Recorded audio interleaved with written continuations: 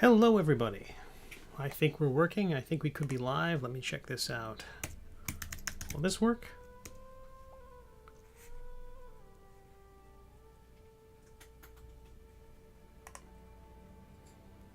It may not work. I am live. Hello, Neil.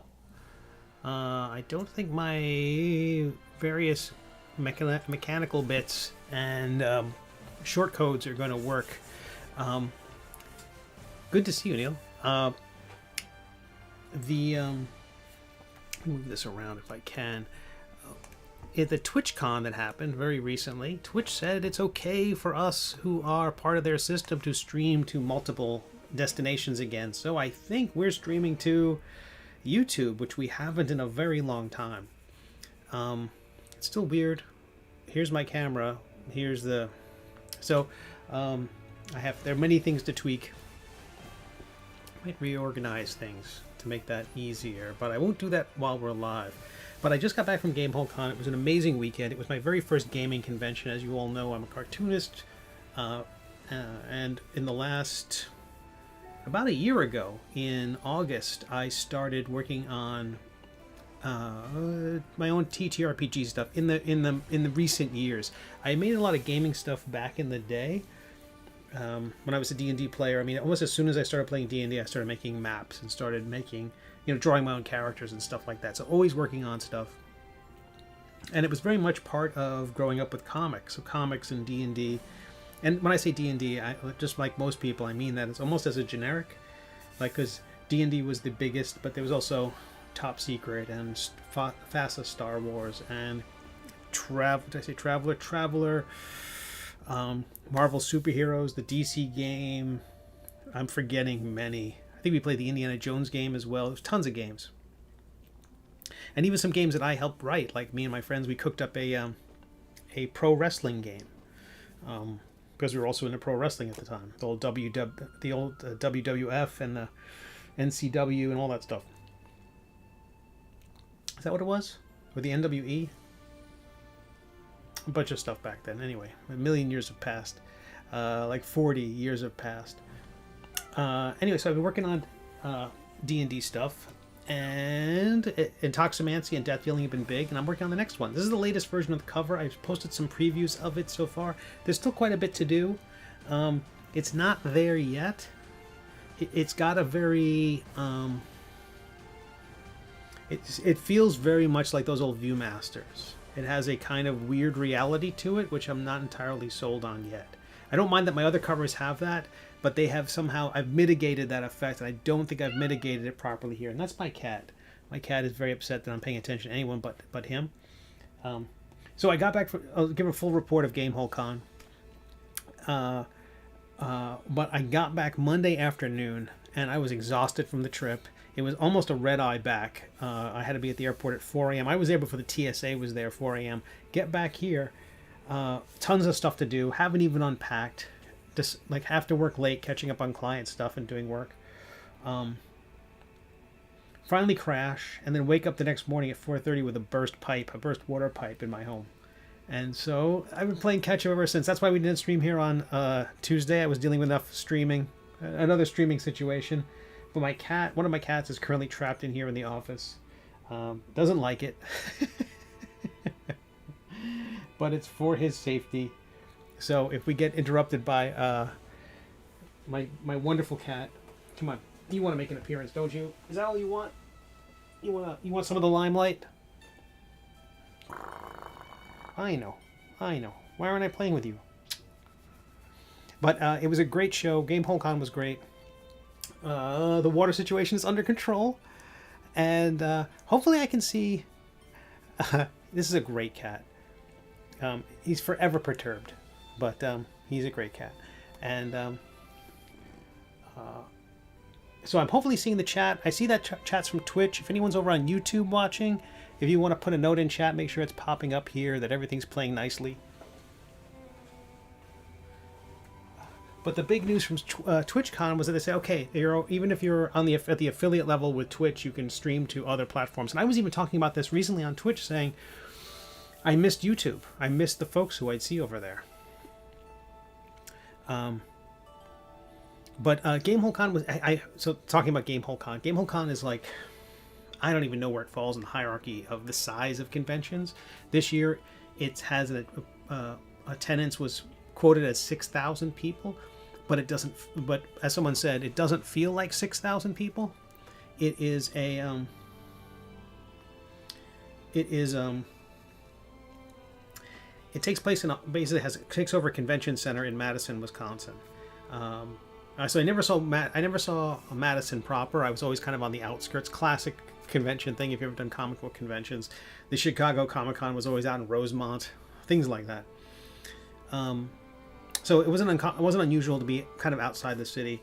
Big convention center, huge attendance within that space. They basically maximized the space there. I don't know where they would grow. I mean, they might economize or add days, but in terms of space, I don't know where there's anything left. And it was a great event. It felt like Comic-Cons were 20 years ago, and that's not saying Comic-Cons were better 20 years ago. I'm just saying in terms of Comic-Cons had a specific demographic that was kind of before the influx of anime and manga and cosplay. It was more subdued and chill. Often because it was like there was fewer people there. And it had that vibe. A lot of the people there were from a lot of the celebrities who were there. Lots of people from the university. It was a very queer-friendly crowd. The 10th anniversary shirt had a rainbow built into it, into the design. And it was a very progressive. In comparing to comics 20 years ago, way more progressive than that was. But it was a wonderful community. Everyone there was super friendly. It was the friendliest convention I've ever been to, and I felt immediately welcomed there. Comic book conventions, my work has always been a bit off for them. It's never been synced. I've never done the Marvel DC style. But this is where my work fits. And I could tell that immediately. I do work for the books I do in the gaming space are for the 5th edition of Dungeons and Dragons.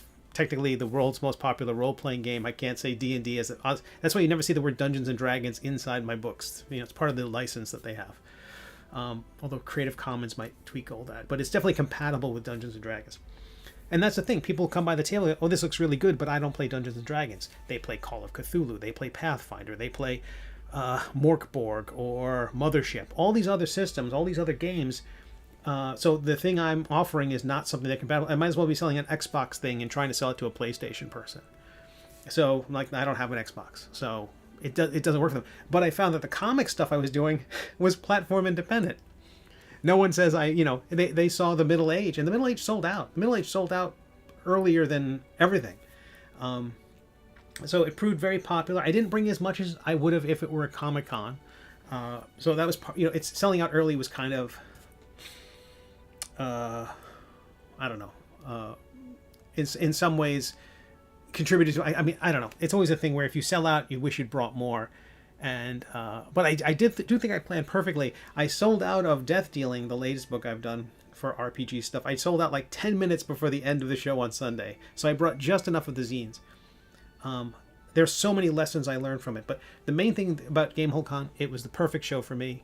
I don't know how I got a spot. There were only 16 author tables. You basically get juried in, and they juried me into it. And I had Mark Miller to my right, the creator of Traveller, a classic science fiction role-playing game, and to my left, Ella Dick, who is a crafter and makes earrings and plushes and all sorts of cool stuff. And it was very much like a kind of a craft table. And in the world of comics, in Artist Alley, I know cartoonists often look down on that stuff. Like, here's someone who's got like something that'd be better at a craft fair. And her work is lovely and completely perfect for this crowd, because I saw families come around the corner, and when kids saw this tower of earrings and things that she had, they lit up. They made a beeline right to her table. So if people think that's not thematically appropriate, or it's not genre enough, or not game enough, whatever, it made the people there super happy. and and she was a lovely person. I watched her table, she watched mine. I couldn't have been happier to have met her. Mark Miller was great. Throughout the weekend, I had Dan Taylor was there. Dan Taylor was on Mazes and Muses over on Twitch. We have that our Sunday morning, or our regular discussions. We're picking a new day for that. But Dan was there. And Dan will watch my table as well. And he was there shilling Catacombs and Comedians, his wonderful on-stage live play comedy club thing where he basically herds a bunch of comedians through a game of D&D. And he was there talking that and just making connections. And that's the thing about this show is again, it felt like old classic Comic-Cons where you could meet people. So coming up to my table Saturday was this gentleman, and he was looking at the minis. I sculpt minis, and I've got those available on my website, but I had a stack of them there, and they sold very well, better than any other show I've ever been to. Of course, it's a gaming show. And a gentleman's looking at the minis, and I look down at his badge. He's one of the special guests. It's a guy named Zeb Cook, who, if you've played Dungeons & Dragons for as long as I have, you know that name. The expert edition of D&D from ages past. That was written by Zeb. So many great things about D&D and the history of D&D Zeb wrote. And he was just buying minis. He was like, oh, just shopping, couldn't have been nicer. But I got there early. I got there super late on Wednesday. The show it's a 4-day show. The only other 4-day show I've ever done is San Diego Comic-Con, and these two shows couldn't be any different from one another. Because it really is a lot of Comic-Cons, people pay money to buy things. They're paying admission to buy stuff. Maybe sit in on a panel, maybe show off their cosplay. There are things that are participatory that people do while they're there, but by and large, you're paying money to pay more money. And this show is not that. You pay money to play games. And man, there's just so many interesting stories and moments from that event. There was a zine event hosted by the World of Game Design guys on Friday night, and I could spend 3 hours just talking about how great those guys are. And they had the zine event on Friday night. They had pizza, and I was doing something else Friday night. I can get into that in a little bit. But I go to the zine event, and we're sitting around talking shop and talk. It was so great. I mean, I could talk shop all day, and often do. But at some point, the room is basically, we're in a ballroom in the adjacent hotel, and a small ballroom, like a small conference room or something like that. And there's multiple other tables, and all of them have that kind of wire stand with a number on it. And there's one in the corner. And at some point, it was time for a group to go sit in that corner, and they were just playing Cards Against Humanity. It wasn't like it had to be role-playing games. It didn't have to be D&D. These were people who were just playing games. I bet there was a Parcheesi game taking place, or I don't know if someone was playing checkers. But it was awesome. And everyone was so, every once in a while I just hear uproarious laughter from one table or another. So I'm over in the dealer hall. The dealer hall is one fraction of the show. Again, if you go to Baltimore Comic-Con or these other events, San Diego Comic-Con, the dealer hall is the meat of the show. It's most of the show. The dealer hall here is 1/6 the show, 1/7 of the real estate. There are also vendors in the main hallway on the outside, vendors, mostly like exhibitors, kind of people saying, hey, demo row, they called it, where it's like, we're playing a game, here's a table, we'll show you how to play it. It's a lot like, I don't know if you've ever been to Home Expo or something like that, when someone wants to show you about gutters and how to install like a bidet.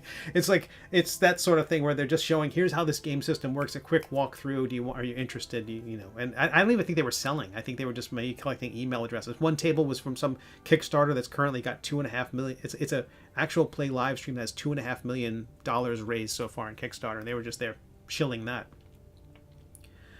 Amazing artists, amazing people, but again, the dealer hall is a small thing. At one point, when we first got there on Thursday, I was against the back wall. All the artists and exhibitors are against the back wall, and we didn't have assigned tables. So I looked at the diagram of the hall, and I didn't have a table number. I was listed as one of the artist authors.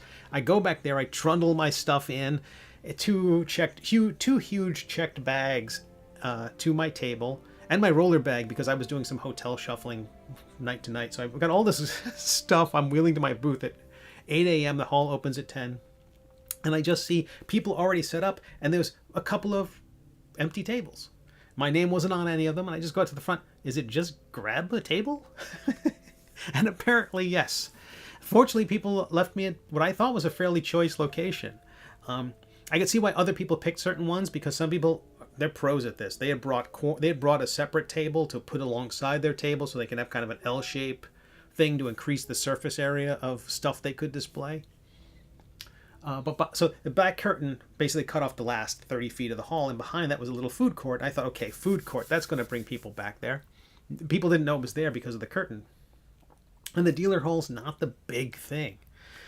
So that apparently that's not where that food area was supposed to be set up that day. So if you wanted an $8 pretzel, you had to go someplace else. And food choices were much better. There were food trucks outside with much more economical options, and there was like a Pizza Hut thing with ready-made pizzas and things like that, much more economical. The convention center is, of course, convention center prices. So the next day, I said, this booth behind me is closed. The food thing, I just want to get a soda or see what options exist. They said, oh, it's open in the next hall. And so I leave the dealer hall and go to the next hall. It's just packed with tables, round banquet tables, and people sitting around playing role-playing games. Some Dungeon Master screens, some boards, Adventurers League. The room was packed. I'm just grinning the whole time because this is amazing. Now, a lot of these people never came into the dealer hall. It was never a thing where I could ever hey, take a look at my stuff. It was awesome. All these people playing and having a great time.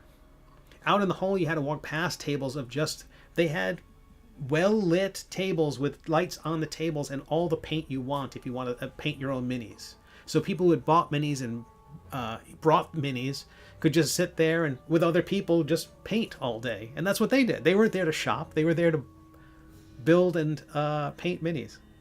Fantastic. And they talked back to they got back to that little food court to get a soda or whatever. And the woman said, yeah, we shouldn't have been in that other hall. I don't know why nobody was there. This is where everybody is. So not the dealer hall, but the next hall over where the Adventurers League was. I'm like, that's where everybody was. I think they were hopping. But the dealer hall was right. It felt right. And then people would walk by. I saw the Dungeon Dudes walk by. If you're familiar with their channel, they had a very successful Kickstarter as well. Just a quick say, hello everyone on YouTube and Twitch. We are streaming to both now. Twitch relaxed their rules a little bit, and I do apologize that some of my automation isn't working the way it's supposed to. I did add the chat back here, but some of my little scripts are not quite working yet, but we'll figure that out. I just thought, let's get back to YouTube. I missed everybody there. But the hall was packed, and then there were other ones. Like there was a whole section where it's just, here's the lending. They had a whole stack of games. If you just want to try a game, come over, pick it off the table, check it out, and then bring it back when you're done. There were meeting halls, like panel rooms, where all these wonderful creators were discussing game design, game theory, world building, everything you want to know about various games. Like the folks from Dungeons and Dragons were there themselves. Friday night, there was the Catacombs and Creators event. I mentioned Dan Taylor earlier. Catacombs and Comedians is a live play event that happens in comedy clubs, and usually it's comedians on stage. He decided let's do one here at Gamehole Con where it's Catacombs and Creators. And he had 4 creators on there. It was going to be great legends like Matt Forbeck, Anthony, I'm going to say his name wrong, Rivera. Oh, forgive me. I don't have the reference in front of me. Tommy Gofton, and Dan and John Kovalik of Dork Tower. And John Kovalik bailed. He had a hip surgery, and so he couldn't make it. And so Dan asked me to fill in, and so I filled in. It was my first time ever live play in front of an audience, and with people. I'm starstruck. I know these guys, and when I play D&D, I'm deferential. I tend to be like, let everybody shine. If I can have a moment or two, I'll interject. These guys clearly had way more experience on stage and immediately launched into Dropout or Whose Line Is It Anyway level play. I was pretty happy with how I played D&D, bonus actions and all that. So I think I played a solid game of Dungeons and Dragons, but I think I didn't design my character for maximum entertainment. Whereas I think I should have designed a character in a way that would have been more of a crowd pleaser and not a, I don't know, utility character. Because was playing a wizard, an Intoximancer, and I didn't get to do a lot of the stuff that to show off what Intoximancy is. But on top of all that, on top of the pressure of playing with these wonderful people, and my first time on stage in a D&D setting, in a gameplay setting with fathers, in the front row was a guy named Chris Perkins. Chris Perkins is the DM of many of the Acquisitions Inc. games that are live streamed and incredibly popular. He also is a kind of co-author of the latest version of Dungeons and Dragons. So he's up in the front. He's in the front row. So I know the Dungeon Master Dan was like he was sweating bullets, but he held it together. And but the pressure was on. The other guys were just kind of like, oh, that's Chris. Let's playing. They're very casual. Everything about it was very easy for them. And I think for myself, and maybe I can't speak for Dan, but I think the pressure was on and was felt. I definitely woke up 2 nights afterwards think, oh man, that was an opportunity. I can see why I'm a writer, so I can edit. They talk about the writing is in the editing. I feel like that's the thing where if I had more time, I would have I'd have added a lot of jokes in post. But Intoximancy was extremely well received. Death Dealing was extremely well received. I couldn't have been happier with it. I'm going to check one thing here. I don't know if I can do that while we're live. Well, you can hear my computer warm right up. I'm just going to double check to make sure everything's going swimmingly. So far, no drop frames, which was a problem when we last streamed to multiple systems. I'm just going to check over on Discord to make sure everything worked properly. But Gamehole Con was amazing. This was the character I played, Angus MacGuffin, during the event. Very happy that this got home in one piece. I brought my copy of Unearthed Arcana for Jeff Easley to sign, but unfortunately he had to drop out at the last minute. I got this book from Cave Geek. I don't know if the glare of everything's on here. Flavor text image. Oh, let me get rid of the glare. I can do that. That's a separate sheet. Is it separate? Or is it connected? Oh, it's separate. Good. Here's a glare-free version of that. Flavor text adventures. Flavor text is a phrase from gaming where it's sort of like the description of the thing. So it's like, it doesn't say, here the hammer is this length or whatever else. Flavor text is a bit more about the thing. It adds flavor to the description. And in this case, he's turned that he's used that phrase as a cookbook. So, how to cook monsters. So it's a cookbook, and the theme of the recipes are adventures and full on recipes in the book. Cave is a talent. And this is the program book from Gamehole Con. Let me see if this is working right. We're clicking. Okay, we seem to be in business. I quit out of Discord. But this is the program book from Gamehole Con. I love their art. Apparently a local artist... Oh, there we go. Apparently it was a local artist who did this. And, yeah, it's really good. It's got a real Chris Schweitzer quality to it. And let me give a proper shout out to Anthony. Make sure I got his name right. He was one of the special guests. I did get to see briefly Teos Abadia. I tried not to bother him. I try not to bother any of the people who I recognize, but whose work I really enjoy. Where were we? I saw Luke Gygax. I saw Ed Greenwood. Anthony Joyce Rivera. Absolutely brilliant. He played a older character, and I was playing an older character, and he immediately jumped in with both feet and did a wonderful caricature of this older goblin. And basically I was like, I don't know what to do now. I was ready to hit a solid single, and he hit a home run. And I'm like, all right, that's what that's what 10,000 hours will do for a person. But Intoximancy was incredibly well received. Everybody told me I'm not charging enough for it. I don't know if they think it's because it should be $20. I was charging $10. I don't know if it's because they think it shouldn't be $10 or because they thought, well, their stuff has to be, they'd have to lower their prices because I put a lot of effort into what I was doing. So they said the prices of the zine should be higher. There was much more interest in the zine than in the hardcover. The hardcover seemed like it was kind of a nobody's first choice.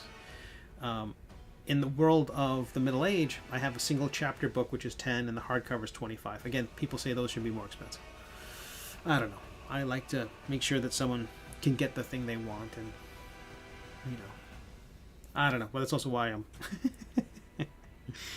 Anywho, I've got a lot to think about there.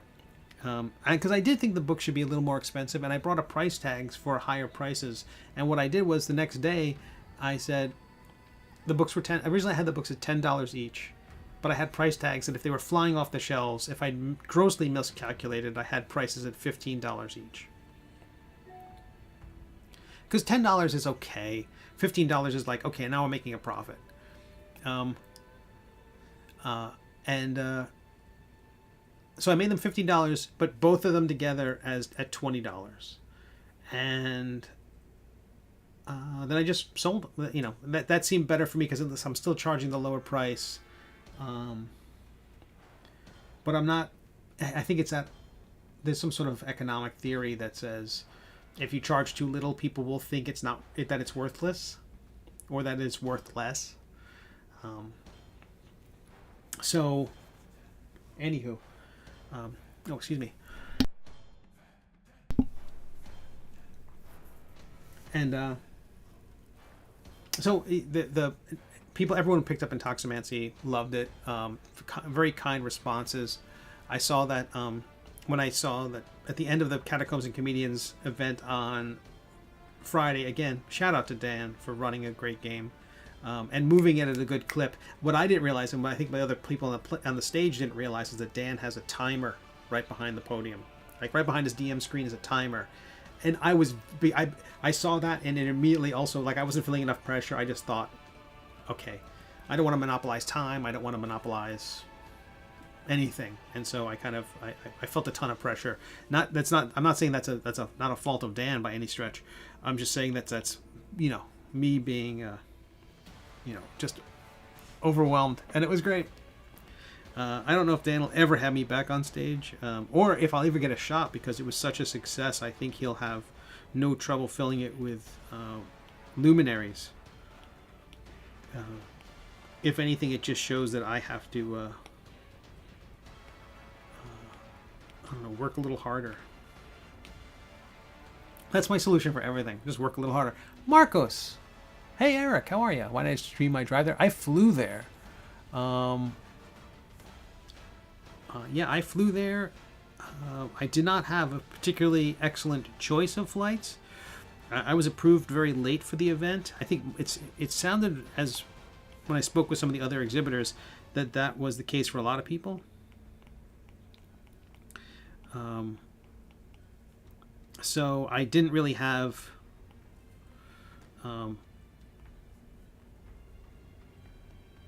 the best choice of flight, and it was very expensive. So that put pressure on the convention to, for me to make a lot back. In the end, I'd say that I managed to pay for the flight and the table and the hotel.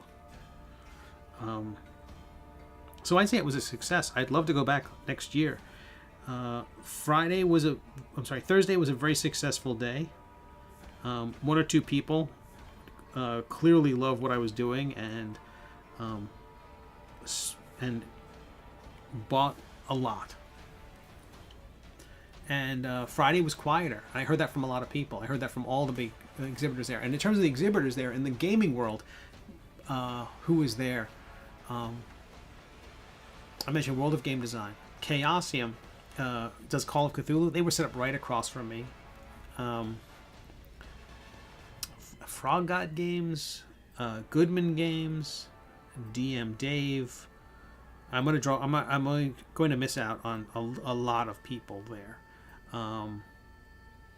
the Wormwood, the people who make the dice boxes and the dice tables. There were at least 3 companies who were exhibiting there who make gaming tables, like glorious. Like if you have a castle, this is the table you want. There weren't a lot of old book vendors. A classic thing inside Comic Cons is a lot of long boxes full of old stuff. There wasn't that there. I think Noble Knight is a retailer, and maybe 1 or 2 vendors had older stuff. And then some of the exhibitors, like Mark Miller next to me, had a box full of old stuff of his that he was selling. But it wasn't that kind of show. A lot of the people there were exhibiting new stuff. Cave, how are you?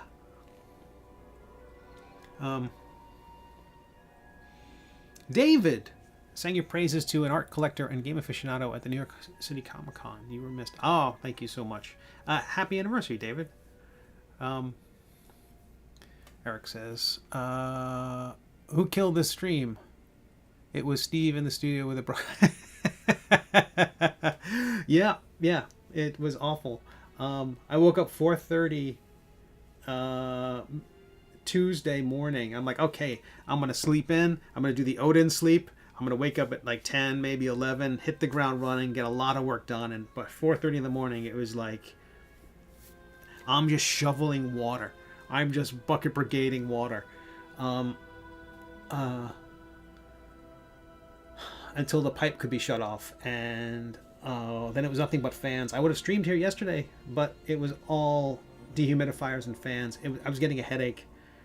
I don't know if it's your experience, but Panera is very cold, and so one of the things I had to do is I had to have the AC up really high because that tends to dehumidify. So I got 2 dehumidifiers going, lots of fans, floating a carpet. I'm not sure if you're familiar with that. The idea is you get a really high power fan, you cut up part of usually where the seam of the carpet is, and like where a doorway is in another room, you get that jet engine fan underneath the rug, and so it blows under the carpet to kind of have it billowing across, putting air on the floor underneath the carpet, pushing air through the carpet to dry the carpet and dry out underneath the carpet.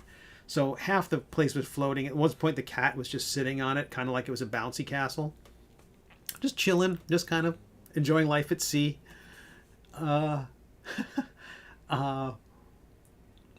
Chaotic, but I'm in an apartment, and the team here was great. Everybody got stuff there. I have the first thing I bought when I moved to Florida was a dehumidifier, so that's been working overtime.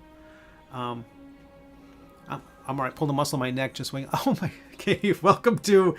You just had a birthday? Happy birthday! I swear every birthday is a new ache and or pain. But Gamehole Con was amazing. It was, again, not big in terms of sales. I have much bigger, like, no artwork was sold at the show. I had all this work I did beforehand, and with the downtime and quiet time, it's not like a Comic-Con. Again, like I mentioned before, people don't pay admission to buy stuff. That's Comic-Con. There's a dealer hall, and dealer hall's pretty much the heart of the show. And yes, there are panels, and yes, there are cosplay events and parades of cosplayers and contests and things like that, but mostly you pay admission to buy stuff, and this wasn't that. This was people who came there to play games. They had this. I was looking at, well, what can I do? I'm going to get to the hall a little bit early one day. What's happening at 9 a.m.? The dealer hall doesn't open till 10. What's happening at 8 or 9 in the morning one morning? And I did a search on their website. 152 things. 152 posted games, not including just pickup games of just people hanging around and just playing games. 152 things. On the outside, their website does not seem impressive. Once you type in that number and get 152 things, you realize that there's a lot going on under the hood. No art was sold except all your comic books with your art. Oh yes. But in terms of the original art, that's usually a big ticket item that weighs the amount of it weighs a sheet of paper, and sells way more than a piece of than a book does. And if this were Heroes Con or Baltimore, those would have flown. Those would have gone away immediately. That's why I never lowered the price, because I just know I can sit on them and bring them to another event. And Cave, by the way, if you're ever at a comic convention and can have Cave there, there's no better table wingman. No, none better. Someone came up and he was automatically selling my stuff. It was fantastic. Um, yeah, he was. It was absolutely like, you have to read this. It's the funniest thing you've ever read. I was crying. It was like, this is really doing a great job. I'm self-deprecating. Dan Taylor, when he was there, he was like, yeah, listen to, yeah, he drew everything inside the book. Blah blah blah blah blah. He's like, he's busting on me. That doesn't help. But Cave was singing praises, and it was fantastic. I met some of the other artists there who are absolutely lovely. Brent Chumley and Chris Anderson. Andreessen? I don't know if I've ever said his name out loud or heard his name said out loud. They're both there and fantastic people. Talking shop with them. Chris sometimes streams on Twitch under Goodman Games and will work on illustrations there. And his work was lovely. He also did the poster this year for the show. I wish I could have gotten it. It was too big for me to figure out how to get home in my bags. Speaking of bags, I got a new one, which is kind of a hard shell bag, and also got 2 new backdrop signs that are the retractable banners, but they're 2 feet wide instead of the typical 3 feet. The 2 feet wide ones, oh hey, Restream. Restream's back there. These are old. I'm amazed they're still working.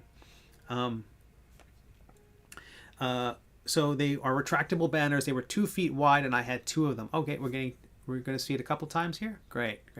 Oh, that's what's happening. Restream is telling everybody, and then it's posting it over on YouTube, and probably posting it over on Twitch. So we'll probably get that repeated. I'll fix that. I got the email from Restream saying that Twitch has said you can stream to multiple sources without violating their terms. I'm immediately back. I was thinking about dropping the affiliate program again just so I could go back to our YouTube folks. I missed them so. And now it's like I'm seeing only one. If these stats are correct, there might only be one person on YouTube watching. Whereas it used to be that was the bulk of the viewers. So I feel like that's lost a little bit.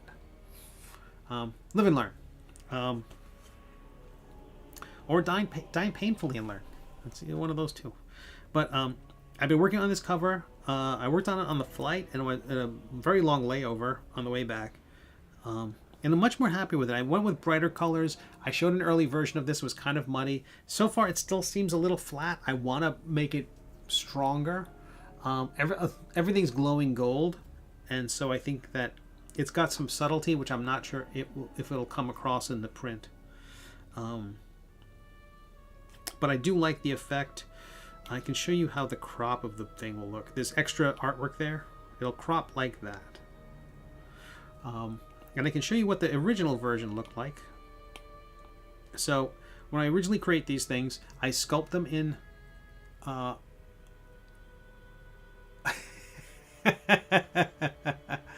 Thank you, David. So I sculpt it in Nomad Sculpt on an iPad, and I color it, and they're trying to get it roughly right. And so this is where we start. Well, after about a month, this is where we start. It's not great, but it's basically gets roughly what I want.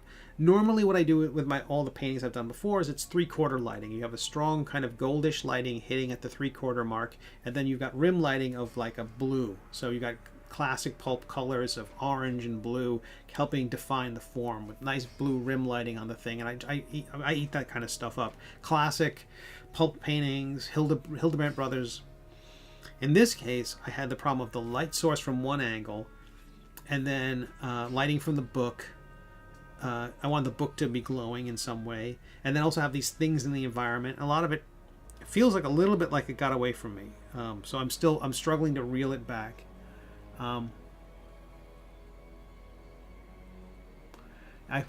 Cave says, I feel like all the gold kind of washes out the title. Absolutely right. So this is the starting point, and then I paint on top of it, and that's how you get to that.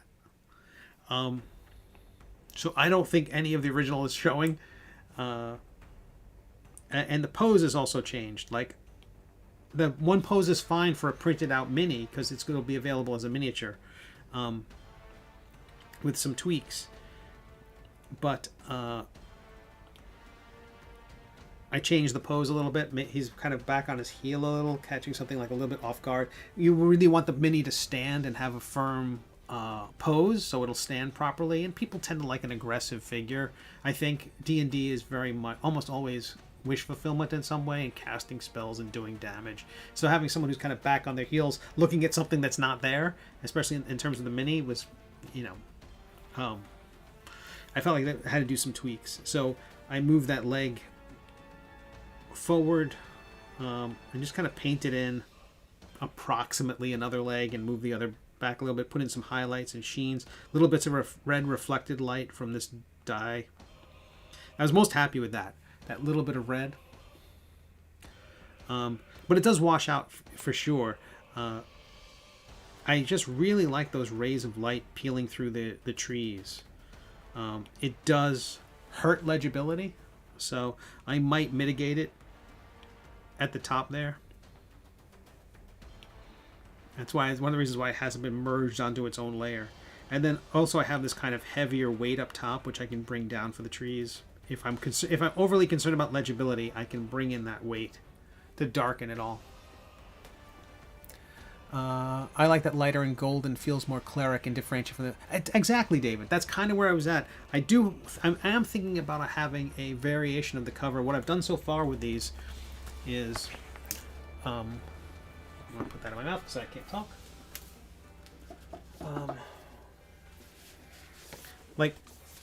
It's hard to tell with these two. The color variations are very subtle, and one's very shiny.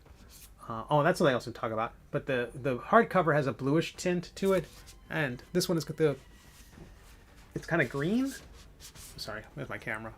It's kind of green.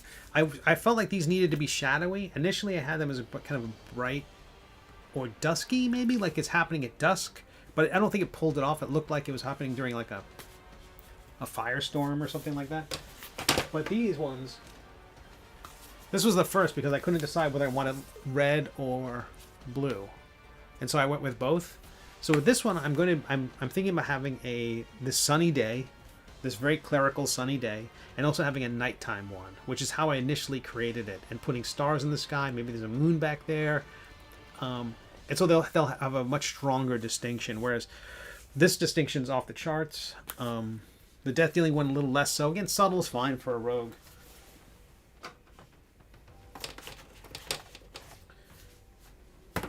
But a lot of people were reacting very well to metadomain. When I told about the metadomain cleric, which is the next one I'm doing, if you go to prayershandbook.com,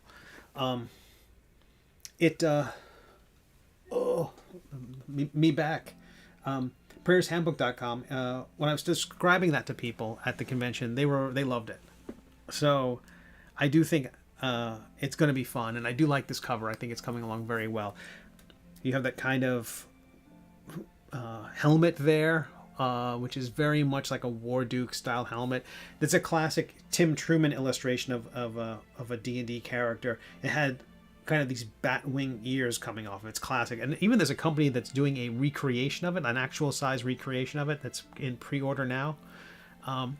The way it was done for the toy, that was a blue plastic helmet, and I think that the recreation they're doing is blue plastic, and to me, it should feel like metal. It should feel like it's taken some hits and could survive a few hits, and the plastic sheen doesn't do it for me. It feels a little bit like a bucket, or maybe that's just an early prototype. But in this case, I want it to look metal, and so it looks dented and little bits and pieces there catching the light. And then how it fades into a drawing. And I like the tree there. Then I put a little bit of map on the ground with a hint of a grid, and I try to draw it in perspective with the grid a little bit, and then have a character sheet there. Then I put the middle age on the paper, because the books so far have had my 5e little slapped together logo, and then the middle age logo. So the middle age is still there. The 5e logo is still there. I'm really happy with little things like the golden light on the blades of grass catching from the icosahedrons. Outlines, drop shadows, or dark outer glows can fix the type. Yeah, the dark outer glows is my go-to. So I haven't had outlines so far. I don't like them. I used to outline if this were Astounding Space Thrills, outlines galore. I love that pulpy kind of movie poster big style. I just prefer just white on the background, kind of just the drop. Well, yeah, it used to be called dropping out text. I don't think people call it that anymore. I'm old, Gandalf. There's also some cheesy glows here, which aren't helping my things pop out against the background. Those guys. I have kind of a fluorescence, as if the light is catching and glowing. I don't mind it in little bits of metal there, like on the edge of that. Little hints of light, and there are some little dabs of little motes in the beams of light. But I feel like we tried a color version of this, like a shadowy version of it for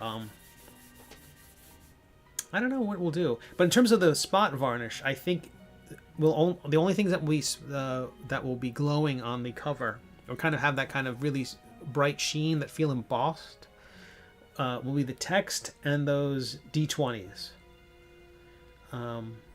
Maybe the D20 at the bottom as well. Hey, Telemont. One thing that happened at this weekend, which was completely unrelated to the weekend, except so I see Cave Geek Art, who we see often here in chat, was surprised. It was his birthday coming up, and some friends of his said, "Okay, you're coming to Gamehole Con." And I think maybe a few days beforehand, they set him up with they just set him up to come to the event, and so he's there, and it's like he's on a budget, and so he's like, I'm not buying a lot of stuff. Well, you get your loot. You get your loot with the from backing Death Dealing. So I'm sorting through all the stuff that he gets, and I hand him a copy of Death Dealing. And he says, well, what happened to the shine? Why doesn't it have a shine on it? And he got a copy without spot varnish on it. I have looked through all the copies I have here, and I can't find another one. It looks amazing. It was a wonderful, I was like, can I trade you for it? So he has an extremely special misprint where there is no spot varnish on the rogues. I think the spot varnish looks great. And a lot of people commented on it because I don't think a lot of people in that space do that. When they do zines, they're photocopies. Maybe they have a glossy cover. They feel like ash cans in the comic book world. The production values, it's the idea. They're almost, in a way, they have a magazine disposable quality to them. But that's not what I'm doing. I'm like, if the printer told me they could have ribbons on these things, or I don't know, sewn binding on them, I'm like, okay, what would that do to the price? Would it make sense? Would it look good? And so spot varnish is something I'm a big fan of, and so people were saying that I should be charging a lot more for it, and that was definitely the takeaway. When we went to a zine event on Friday night, I mentioned this earlier, the consensus from everybody at the table was how much. At some point, that became the conversation. When people came up, someone would just hand them a copy of Intoximance and say, how much should that, what's the price tag of that? And someone said, I don't know, 25, 20? I'm charging 10. So it does mean that the price at the next Kickstarter is going to go up a smidge. But I'm going to mitigate that with early bird stuff. So anyone who gets in the early bird will be able to... Please no ribbons on the zine. No, I'm kidding. Tell them I'm totally kidding. That would be so... On a 32-page book, I'm lost. Where did I leave off? So you may be hearing my cat. The boys have to be separated right now to keep them from... one wants to play tag and the other one wants to play murder ball. And this one doesn't know the rules of murder ball. And he's just a big puffball. And his brother has got knives for hands. What do you want? You want more camera time? You're trying to sleep and Dad's talking? I understand. I know.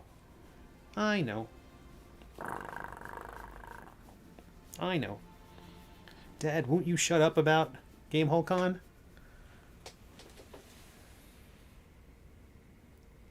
I am a tabaxi, and I am awesome.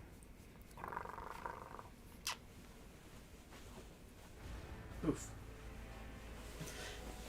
And the house is just wrecked with like fans and floating carpets and stuff like that. And so he can't go out there because this one will eat anything that's not nailed down. And so there will be loose hairs and carpet fibers and paint chips. And so he is sequestered in here with me. And if he gets too loud, we'll cut the stream short. No, I'm not talking about you. No. I'm talking about someone else. Totally different cat. And if we have to call it early, we will. No. You're actually fantastic. Okay. Work is driving you insane, Thelma. I'm sorry. Perceived value, Kenan. Absolutely. So once I raised the price, I had extra price tags done, and I also had I don't think I could show them. Those are still in a box somewhere. Again, nothing got unpacked until like this morning out of frustration. Like I've got to accomplish things. So I've got the cat in here, and the cat is like basically makeshift beds and scratching posts, so it chooses not to scratch like the air purifier and all those things. Me, artist with his fancy air. So I can't pack up the stuff. I was supposed to hit the ground running on Tuesday packing up more death-dealing stuff, so it's all at a snail's pace. But I did bring with me... So what I brought with me was sold-out signs. I posted a picture on social media of what they look like, so when you sell out of a... If I sell out, I was all cocky, or at least holding out the possibility, it wouldn't dismantle my table, because if you have a placeholder for a book on the table and the book goes away, you just have this void on the table. And I'm big on having kind of a narrative flow to the table. So I could put this sign. What I need to do is on the reverse of the sign have a last copy and the words last copy and an arrow. So I can have the book on the table and then put this where, because when I have my books there, I have a bunch of them vertical on a easel, and then at the table beneath is like the table copy where people can just flip through. And so there's a bunch of them standing up and then one flat right in front of it. So I could replace that with a sign pointing back to last copy. And then flip it over saying, sold out, picture of the book, a QR code to go to my web store, and say it's also available at DriveThruRPG, that sort of thing. I sold a lot of minis, more than at any show ever. But the perceived value thing was something where I was selling them for $10 a piece, and again, in the comic book world, I've got like this $10 single chapter edition of the Middle Age, and I've got the $25 hardcover. If I have those two things on the table, the $25 one always sells. People just see $10 versus $25. One is a single chapter, one is 4 chapters and larger and hardcover. It seems like a no-brainer. I'll just go for the larger one. So it's almost like the single chapter ones are just for people who really on a budget want to get something signed. I love having them there for just that purpose. They only have the $10 to spend. They don't have $25 to try out a new thing from a new person they've never heard of. But those $10 books sell a lot of $25 books.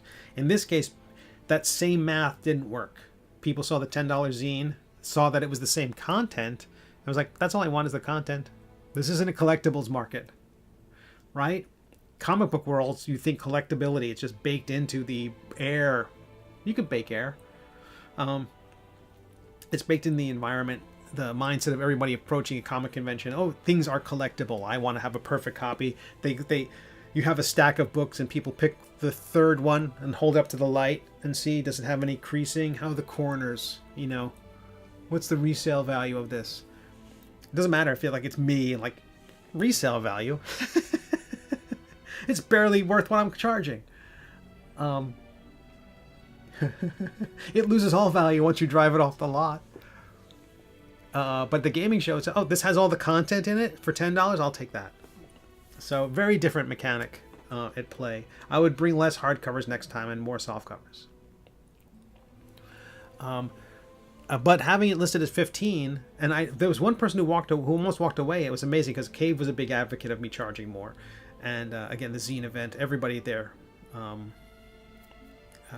Very helpful. Okay, let's take a minute to talk about the world of game design, guys. Nicest people in the world. Troy and Zach were there.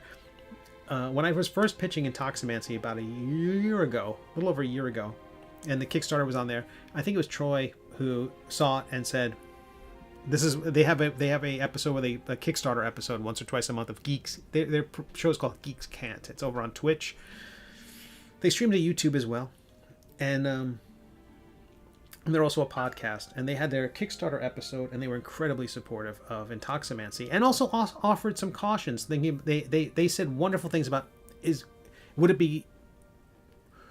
would it fit at everybody's table? Is it too lighthearted a thing? A wonderful conversation talking about how it fits in the world. I loved it. James, YouTube, indeed. Twitch relaxed their rules about multicasting. So, you know how slow I am to respond to things on this contraption. I immediately jumped back to Restream and said, "Okay, we're going to multiple platforms." It's good to see you, and oh, come on, buddy, don't be so upset. I have a cat partner in here, and there for folks just joining us. Where the heck was I going with all this? About the pricing. Oh, World of Game Design, and their booth was pretty much diagonal from mine. So I was against the back wall. They had a large presence there. They not only do they produce their own work, they produce their own licensed games. They've got a game coming out for Hannibal, related to Hannibal Lecter, and I think they have another huge license right now, maybe for Mothership. It's a role-playing game system. Kind of imagine the Alien. I think my understanding is it's sort of like the Alien universe of the movies Alien. Excuse me again. I'm blathering too much.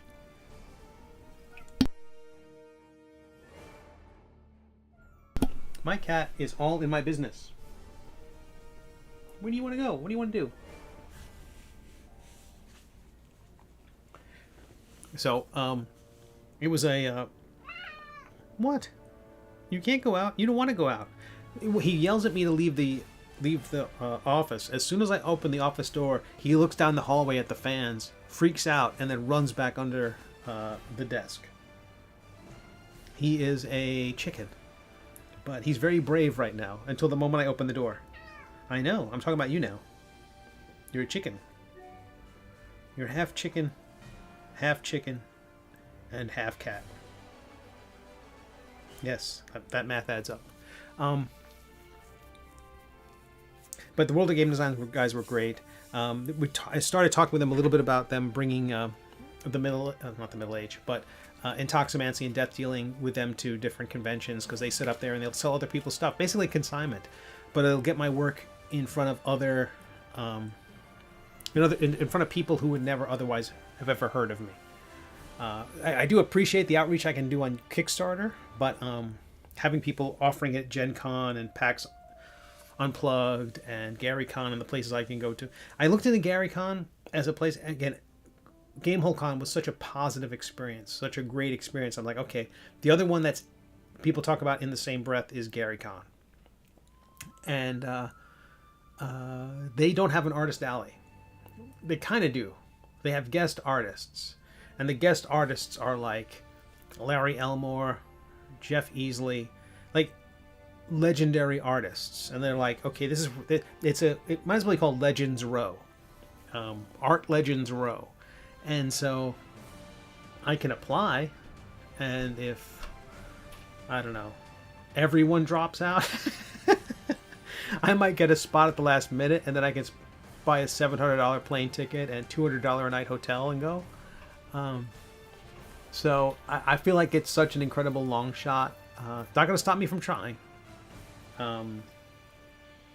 But it's an incredible long shot that I would be part of Gary Con next year. But I will try. I definitely want to be part of Gamehole Con again next year.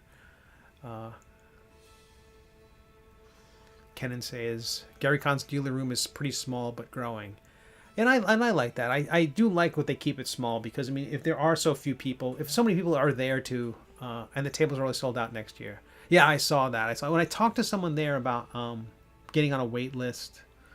They sell out pretty quickly. I didn't realize that some of the folks who were set up there are not necessarily like some people sell masks.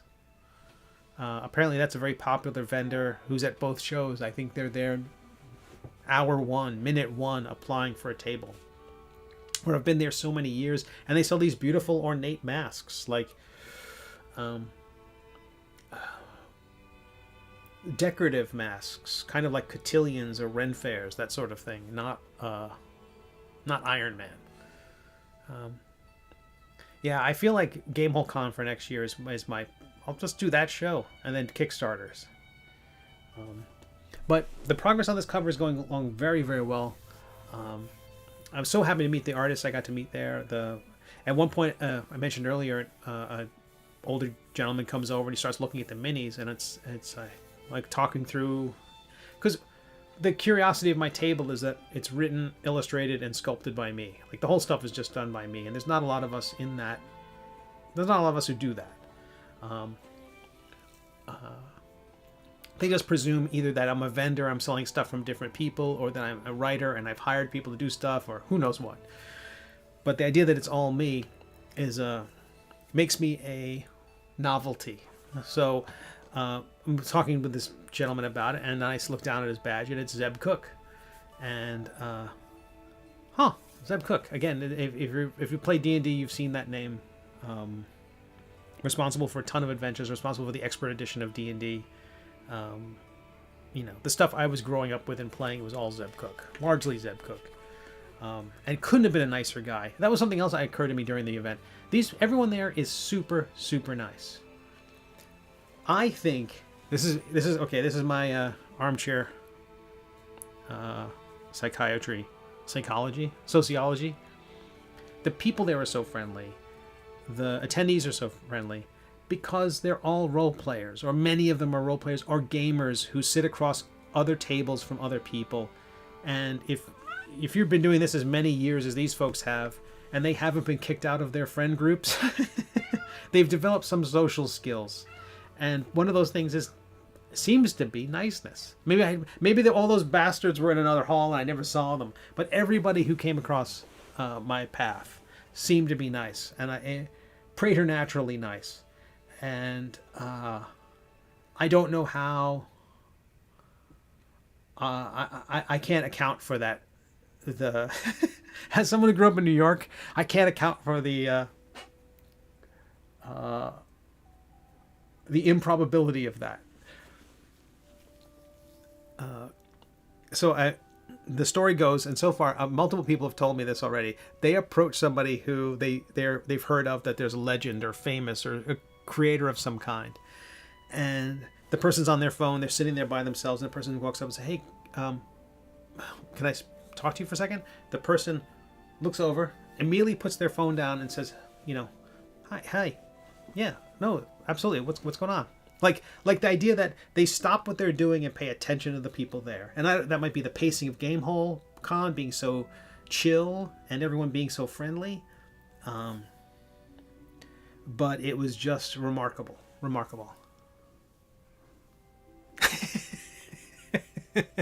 Cave, it's true. I stuck out like a sore thumb there. I was the surly one. The surly, foul-mouthed one. Yeah, I had a great time, and I can't wait for next year. I'm absolutely forgetting stuff. I have a ton of things. Cave, I showed off your book a little bit earlier, your Flavor Text Adventures. I just can't wait for the next event. Well, tell you what, I'm gonna take a little break right here. I will be back shortly. Oh, no, Gloria Zote. I will be right back. I'm going to take a quick break and be right back.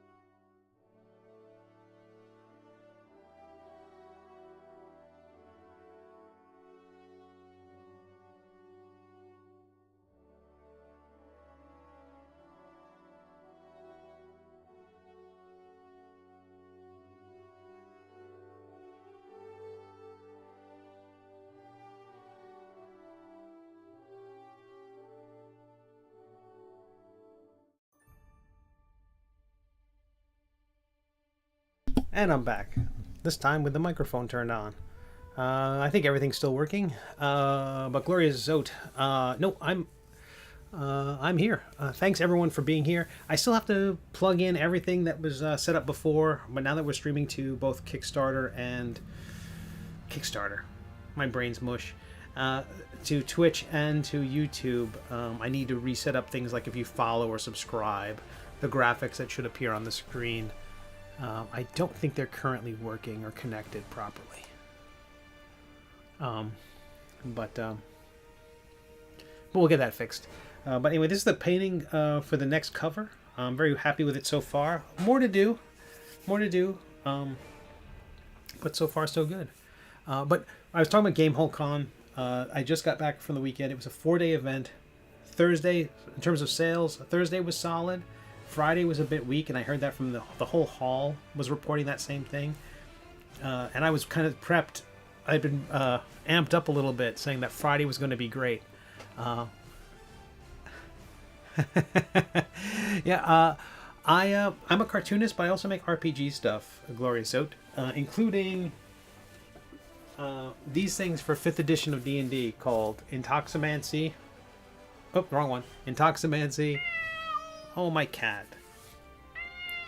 I also had a water pipe burst this week, and so I have to keep my cats currently separated. This one in particular, so this one doesn't eat all the carpet fibers and stuff while the fans are blowing. When I took that little break there, he's like itching to leave the room. I open the door, he sees the fans, and he just stares at it.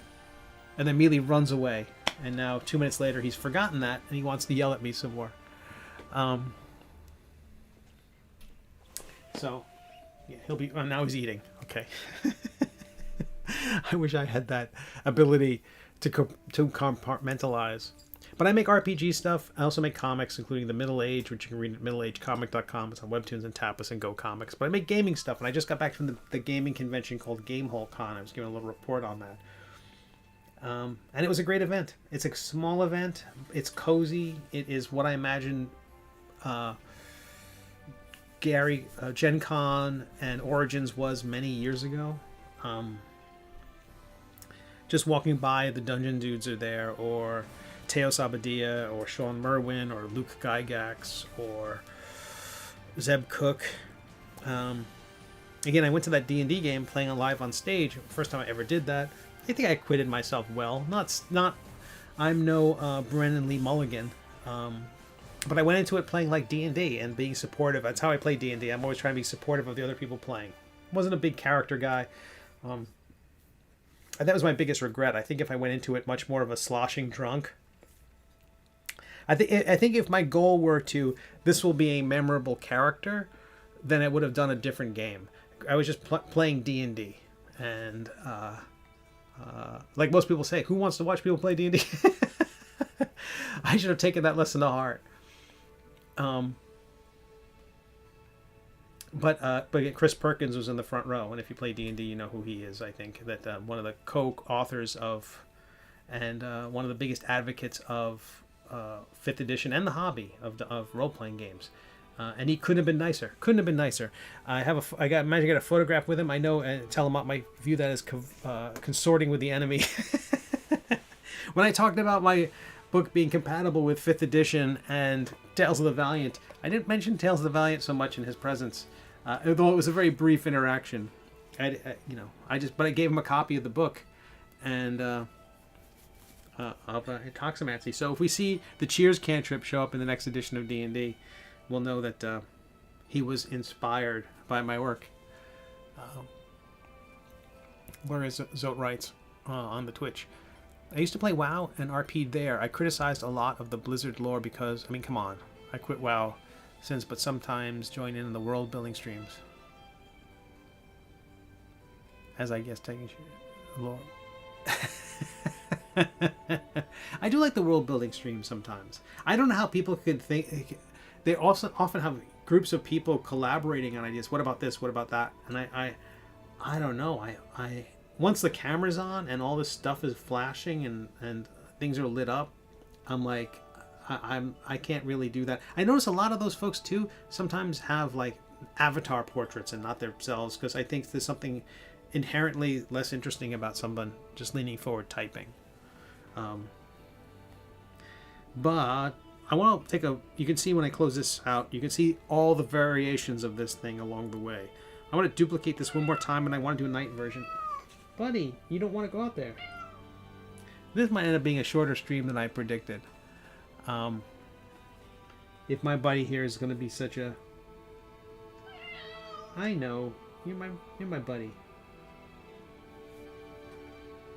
It should just be you on the camera. I don't even know why I'm here. Okay. So I duplicated that. I'm going to do that night version we talked about. So I'm going to largely keep this image the same. I don't think it's going to mess around with the foreground too much. But I'm going to try... Oh, I already flattened the background. Haven't I?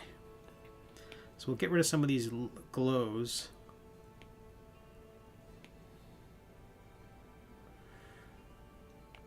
We'll just change just the color and see what happens.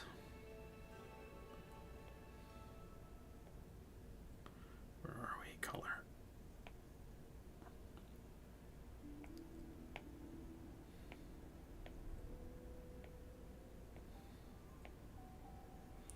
I feel like I need to do an entirely new background for this.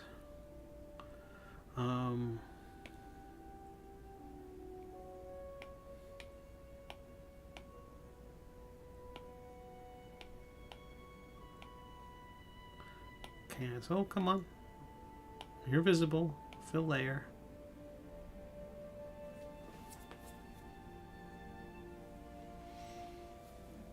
Cat cam. They can't even get their own lore straight.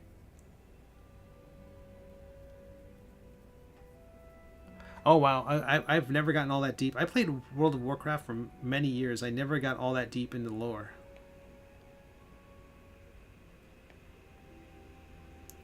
Instead of multiply, I'm going to try a few other approaches.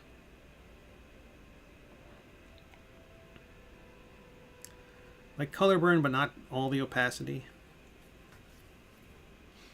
I'm also going to hide that border we have there. This shows the crop. So the area that's visible there is the part that will be visible on the cover. I have to create a little extra outside the edges so that when the cover is printed, at least on 3 sides, it can properly be clipped down to the right size.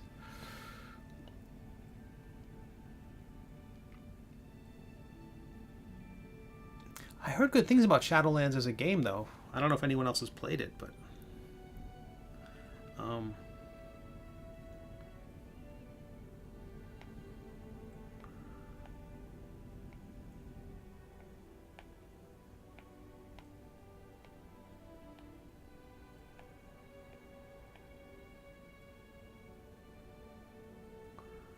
So this is closer to where we were with the initial... But he feels completely disconnected from that environment. Like he feels like a sticker that's placed on top of it. And that's not right.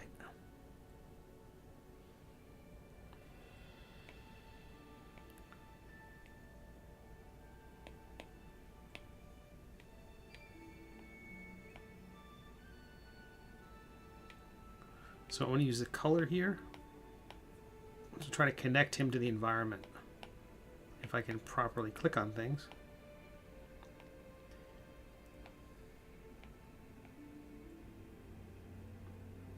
So I want his feet to feel connected.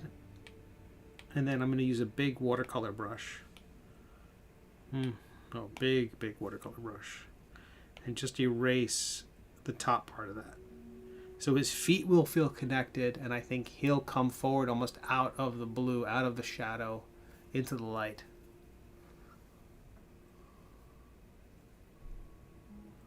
Now Shadowlands was not great. Okay.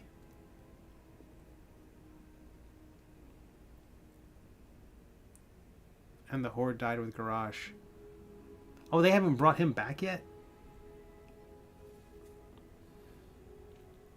That was like the war chief of the Horde, and I think they replaced it with one of the Tauren? Was there a fight? They did bring him back, kinda. It felt like they needed to bring him back. He's sort of their guy. But I understand them, their desire not to mess, their desire to keep it fresh in some way.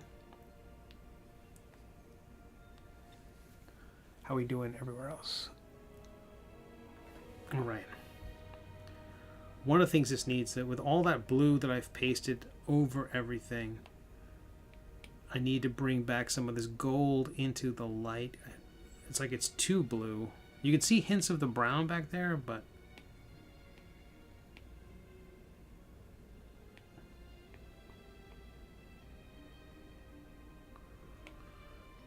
someone set this layer to screen.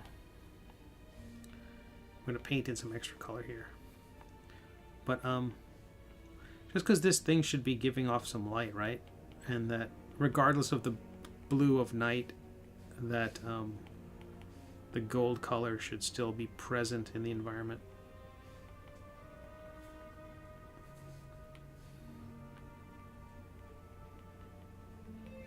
Oh my goodness. Hey, Swords Comic. Nice to see you. I'm assuming everyone here already reads the webcomic Swords by Matthew Wills, who is super talented, very funny, incredibly prolific, and by all accounts is a very nice person.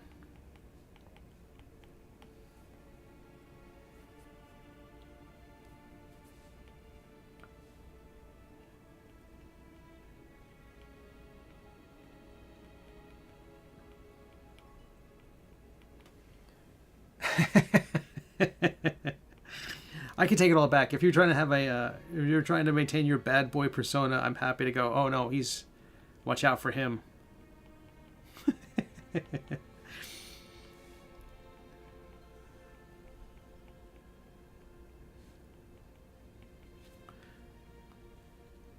I've ruined everything.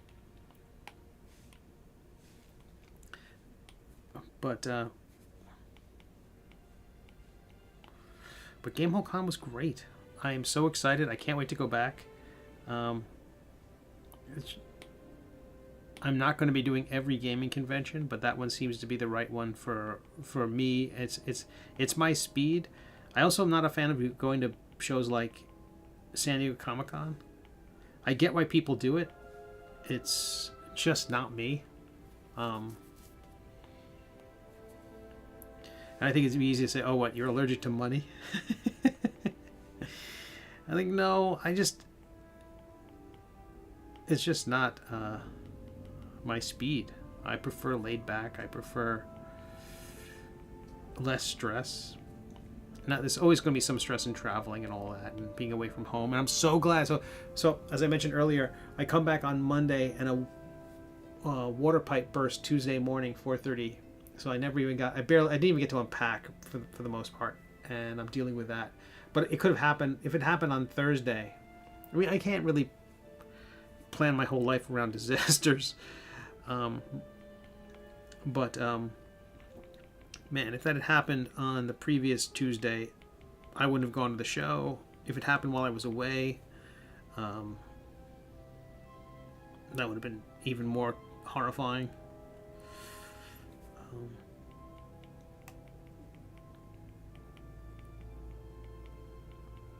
And there's no way I would have been able to even think straight there. The whole time I'd be thinking about how quickly can I get back home? Could I get an emergency flight back? I'm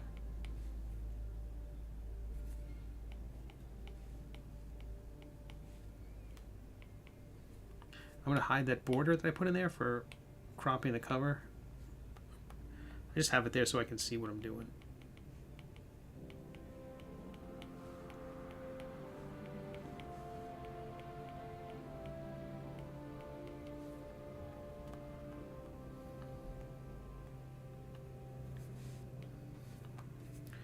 But I hope everyone's having a lovely day. I didn't stream on Tuesday because of the water crisis.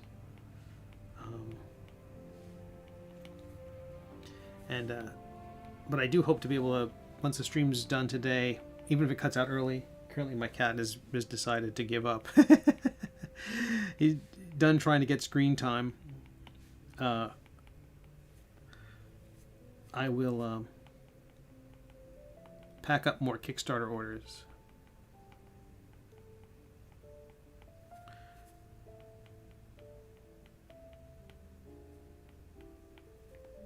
But again, no artwork sold, no original sketches or commissions were made. There were some artists there who sold some commissions. A lot of them, like Brent Chumley and Chris Andreessen,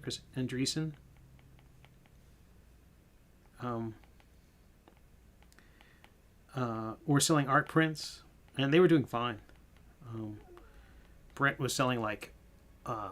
And there was actually some people, those were the folks in the artist author area, but there were people who had booths who were selling like large canvases and large prints, posters, and huge banners. Like I think what would be like suitable as like a wall hanging of some kind, like not even a print, but like a true wall hanging. Dan, I sang your praises for sure. I talked about Catacombs and Creators, and that you did a great job. Talked about the stress of having Chris Perkins in the front row, and I don't think I mentioned how nice how excellent he was at participating.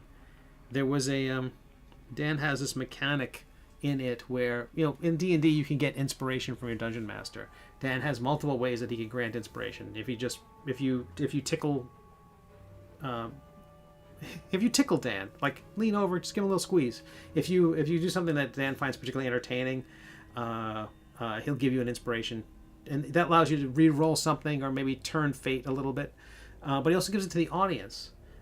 If the audience does something participatory, like he calls them up and says something, or if Perkins did something early on that Chris Perkins did something early on that Dan found excellent, and so gave him an inspiration token. And I think Chris Perkins was one of the first guys to use it to help shape the outcome of something. So he had it, picked up the mechanic really quickly, and used it in a very participatory way. So he wasn't just sitting there. And I thought for sure, if one of the head creators of the 5th edition of Dungeons and Dragons was going to go to one of these events and show his face and be, I'll go there for a few minutes, sit in the back, and then 15 minutes in, take a step out. I was there, put an appearance, and even that would have been something that everyone there was like, that was so nice of him to stop by. No, he front row, stayed the whole time. When I needed someone to take a photograph of the 5 of us on stage, Chris Perkins was like, "Give me your phone." So super nice. We're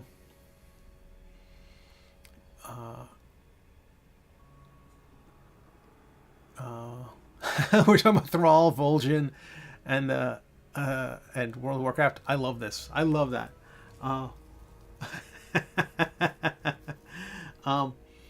But also mentioning things like Dan that, the pressure of, I've never been on stage in a gaming convention before, and I'm playing D&D, and everyone else is playing Whose Line Is It Anyway? And how I kind of was like, I felt like I did a good game, but I don't think I created an impression I don't think the character, my character, Angus MacGuffin, I don't think anyone's going to be leaving there with a vivid depiction of the character, and I think that's one of the things I would change early on. Really boil him down to a single note and then hit that note a few times. I think that's what you do when you only have an hour.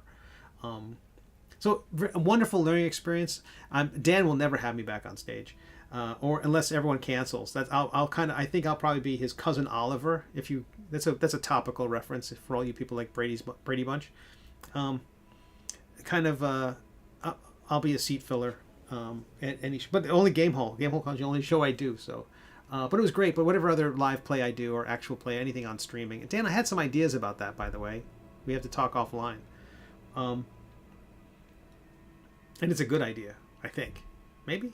Who knows? But I had a great time. But again, the idea that Dan, I don't think what other people didn't see this, but sitting next to you, that timer you had to keep the game moving. I saw that too, and that how much pressure that put on everything. But you did great. You did great. And there is, well, he did run off with your phone.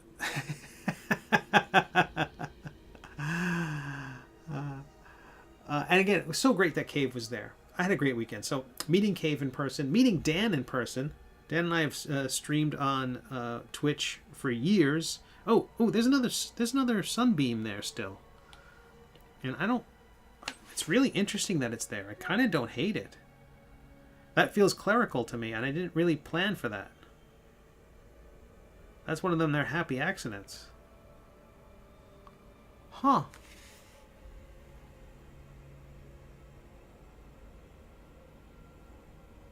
I don't hate that at all. Huh.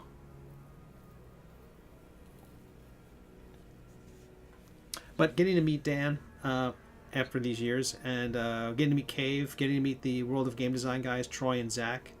You know, I talked about Mark Millar, Dan. I talked about how Mark Miller, excuse me, how great he was. Zeb Cook. Who else? There's a ton of people. Levi.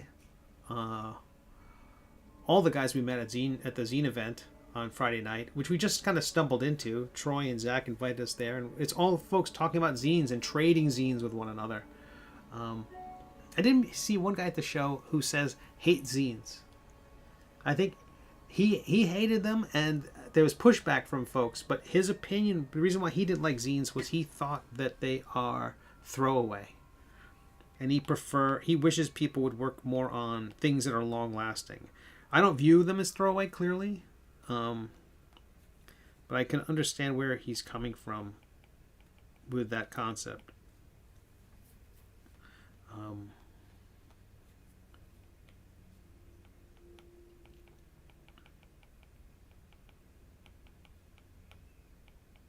And most importantly, and I can't believe I've failed to mention this till now, there's a barbecue place called Fat Jack's, which is not the only reason why I want to go back to Gamehole, but it's definitely a reason why I want to go back.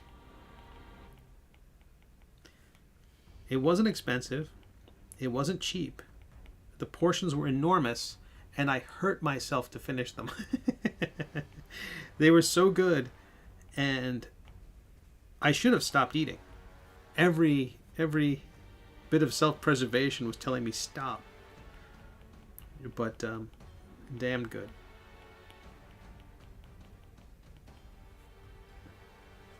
So I ate an illogical amount of barbecue, and I regret nothing. A quick recap for people who don't know. I got back on Monday, and on Tuesday, pipes burst here in my home, and so I've been fighting that. They just took out one of the larger fans, which is why I couldn't stream on Tuesday, because there was just this jet engine not too far from where I'm at. So, happy to be back.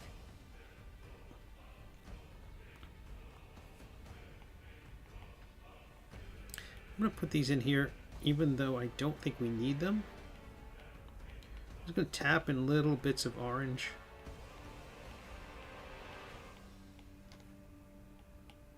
It may not show up at all, but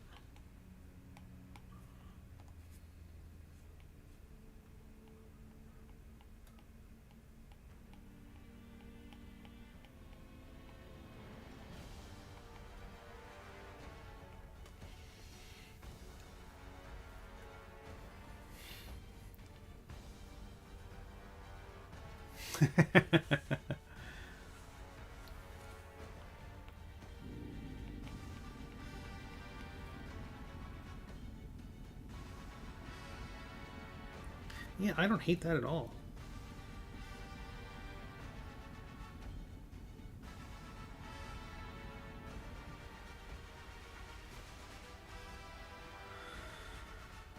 So, when I was telling people about the metadomain cleric, it was very well received.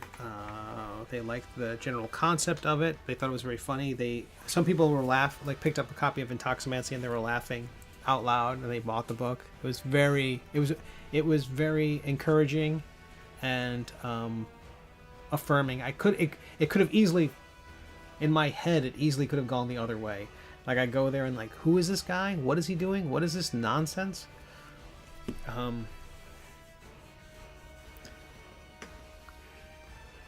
So I feel like this is better. The bit of blue I put on the legs to kind of tie him to the environment and how it fades away and kind of brings him out. I think that's excellent. I'm really happy with that.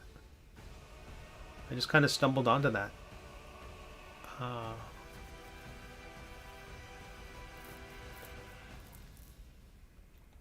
So if people want to sign up now to be told when the Kickstarter goes live, you can go to prayershandbook.com. I'm going to see if I can type that in chat. Again, I just recently changed everything up here, like right before we went live.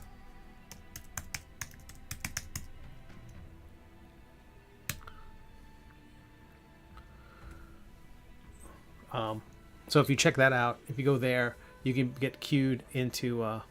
so we turned your chat into a lore page. No, that's absolutely fine. That's absolutely fine. I will read it later because I like to catch up on the lore. I haven't played World of Warcraft in forever. Mostly when the Middle Age webcomic started, I just can't balance it. I think I played a little bit, but it takes up too much time. We're doing 5:30. Excellent. Okay, so I think I feel pretty good about this cover. He still feels a little... He still feels a little Viewmastery to me. Like Viewmaster, those little Viewmaster slides when I was a kid were all 3D and had kind of an unreality to them in a curious way, because it wasn't like they weren't CGI, right? Everything had to be sculpted. But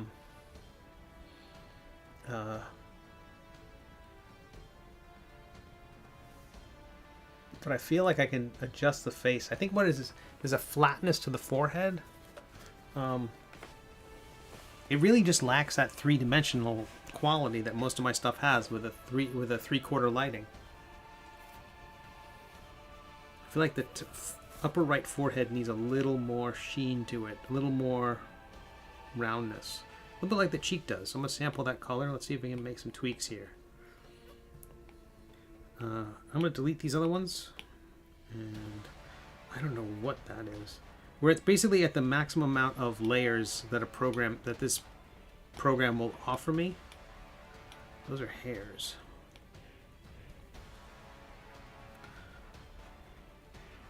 So I'm going to turn off those two effects, and we'll do normal. And a nice round brush. I just use the default round brush inside Procreate, and I paint with that.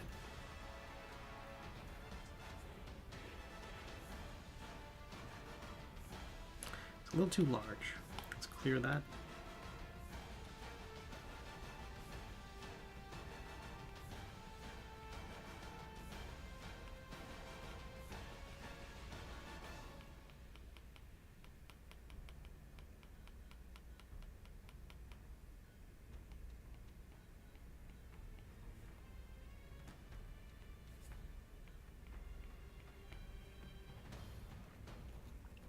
So when I was sculpting him in the past, he had a long cape. He had lots of things that were much more wizardly. I think it was Cave who said the shorter capelet kind of thing.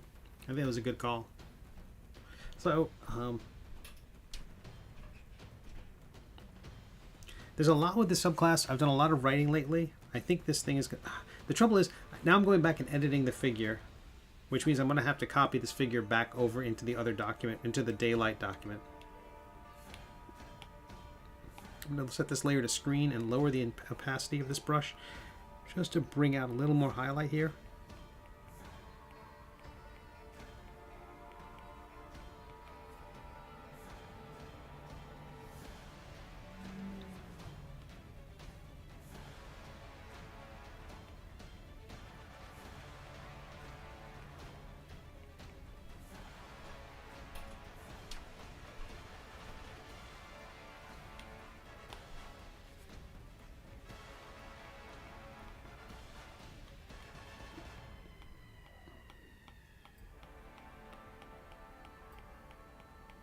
But the latest episode of World of Game Design's Geek Can't, they had an episode last night. And the guys rightfully busted on me a little bit for these new banners I have behind my booth. Are one's for Intoximancy, one's for the Middle Age. And the Intoximancy cover, the wizard on the cover is trying to get the last drop out of a flagon. I just felt like that was the right pose for the character, and Zach in particular of Geeks Can't and World of Game Design really focused on the tongue of the character, like a little too much, like sensual was his word. I'm like, no, please don't. It was very funny. But their episode, Zach tells a story about dungeon mastering, because this is Gamehole Con. It's people just walk up, sign up for games, and play whatever. That he was running a table of 7 people, playing a game called Achtung Cthulhu, which is a World War II Nazis and Cthulhu game, and it's crazy, historical, weird horror, and that 4 women who came to the table. So that basically 3 guys were sitting at the table, kind of usual suspects for a game of Achtung Cthulhu, and then sits down 4 women, never played role-playing game before, don't know much about World War II, had never heard the word Cthulhu before, and they were going to play this game. Their friend plays D&D. They've been playing these games, and I think it sounded like that their friend just tried to find any game that would fit 4 people, so 4 people could play together. And they just got super lucky by getting Zach as the dungeon master, and super lucky with the other 3 guys, according to Zach's story of it. And please check it out. I can't do it justice. Geeks Can't. Just talking about, and the thing is, the story doesn't have tons of twists and turns, but it has people getting used to it, and people have never role played before. Like these young women are saying, "Where can we get a weapon of mass destruction?" And I'll take the bazooka. Things like that. It's kind of awesome stuff that just happened, and and apparently there was like an early break that they took, and the characters, there could be a thing where maybe they'll come back to the table, maybe they had the fun that they wanted to have, and they go grab lunch. They came back, played the whole time. It was excellent, excellent, excellent.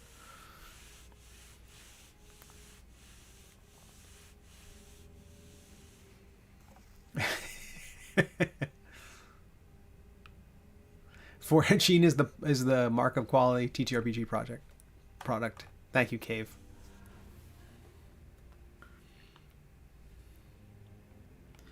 But the volunteers were great. Something I heard at the end of the show was that, oh boy, that's the golden color. I don't want that on that side. I'm just trying to blend these 2 sections together to kind of create a roundness to it.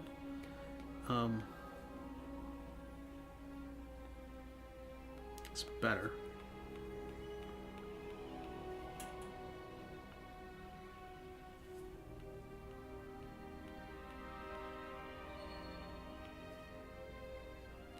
So I did manage to get to play 1 game.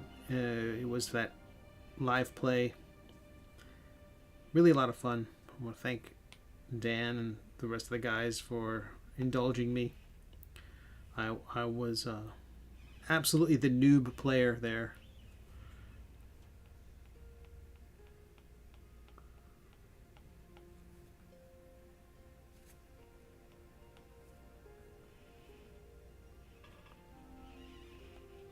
I feel like the sense of this collar is, there's a glow from the book which is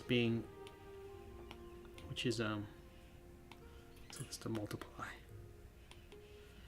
There's a glow from the book which is kind of mitigating all the depth of this collar and these pieces. So I'm just going to go in and add even more heaviness underneath them.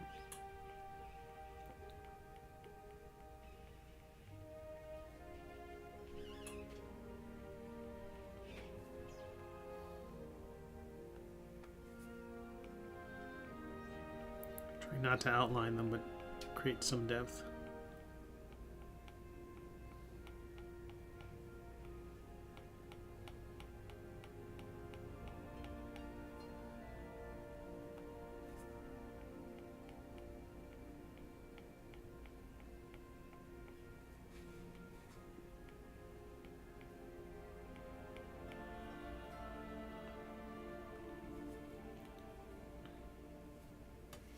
How we doing?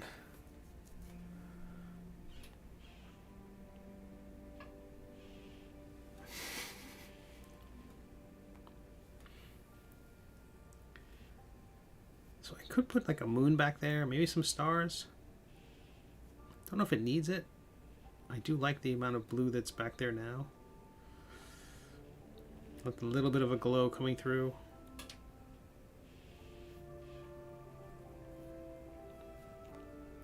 I was really happy with the kind of light blue color. I was trying to do something that was kind of similar to way back in the day. The original D&D modules were kind of these 8.5 by 11 by 17 folded, so 8.5 by 11 booklets. I think they were that size, maybe a different, I imagine they were that size just because that was a standard cheap size.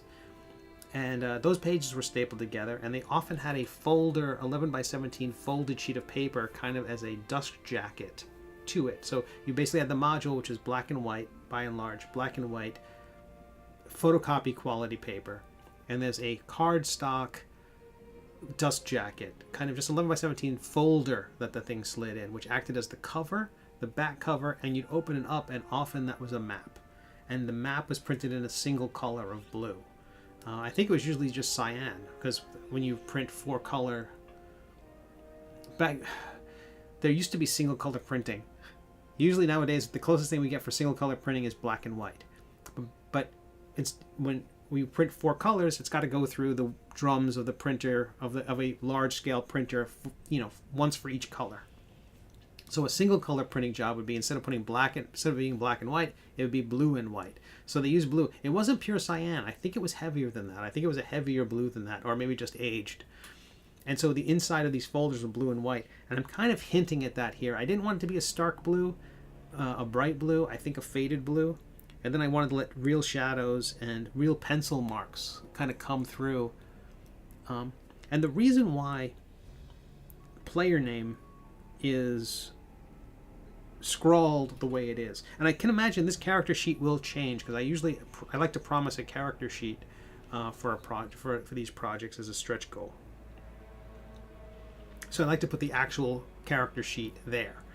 But I also want to tweak it.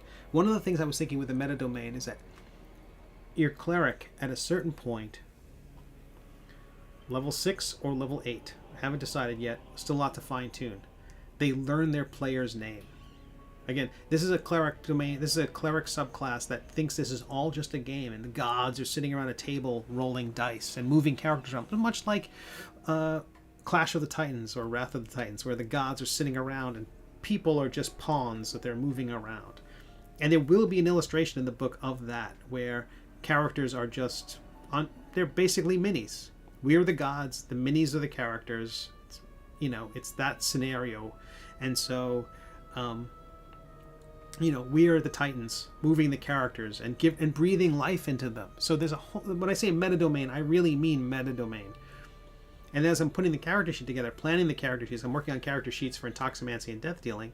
As I'm doing that, there's a form that every one of the character sheets has a thing in there called player. And that's where you just put your name. But then I was thinking that maybe for the meta domain cleric, that's really a question. It's not a thing that you just write down, knee-jerk, this is my name. Maybe player is something else. Maybe you learn it at a certain point. And that's why the word Eddie, the signature there, has a question mark at the end of it. Eddie is absolutely a nod to Eddie Munson. Because the idea being that the player who's playing your character doesn't necessarily have to be you. You could be playing someone playing your character. How meta, how deep you want to get into this is really up to you. I don't think it would even affect how you play the table. Because your character could simply be insane. The metaphysics of the universe are ultimately decided by the dungeon master, right? Or Eddie Izzard, sure. But ultimately the metaphysics and the nature of the universe is decided by your dungeon master, not by the player who sits at the table. But there's no reason why a character who exists and is brought to life by the player can't believe the wackiest stuff, like this is all a game.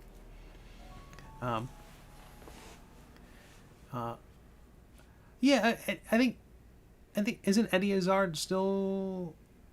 Have they changed your name? I don't know. I thought I saw them fairly recently. I saw her very recently. I don't know. If anyone knows the answer to that, I'd be curious. I do want to give this dice a little more of a shadow. So I'm duplicating the shadow I already made. I'm going to lower it down, let it overlap a little bit here. Maybe flip it so it's not quite symmetrical. No one's going to see that shadow. People may not see that shadow depending on the cover. When it gets to the hardcover has a little extra just because it has to go around the corners of it. Oh, there was something you were talking about, Telemon, a while ago. About getting prints made or having posters of the covers of Intoximancy and Death Dealing. And I've done a little bit of work on that where, you can see, this is a metal print. You're seeing my cover. You're seeing my computer screen. This is a metal print. It's extremely glossy and the colors are amazing. This demo is a little weird in that the cards on the Rogue are not filled in. I sent them an earlier JPEG, ones that didn't have the artwork for the cards just yet. But these metal prints look fantastic. They look like they are backlit. And you know, I don't work at the highest possible resolution. These images do not give that away. They look spectacular. They look rich. The colors are really dark. There's also, I can open this right now. Gosh, it's a shame that it's not the correct JPEG. But I'll show you guys. It's in a transparent bag, so it's not exactly an unboxing.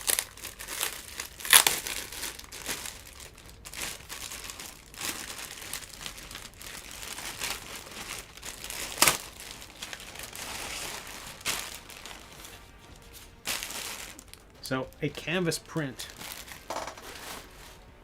of the covers, and they look fantastic. Again, the problem is those cards don't have any artwork in them, and the covers should. But in terms of every other part of it, the ring light here is betraying some of the texture. But it looks phenomenal. So I'm really happy with how these turned out. And I know some people were interested in these, and so I should be able to make those available. They weigh a bit. I worry about international shipping. These ones are 8x10. I think they look pretty great. The edges of it, I went with the classic kind of CGI.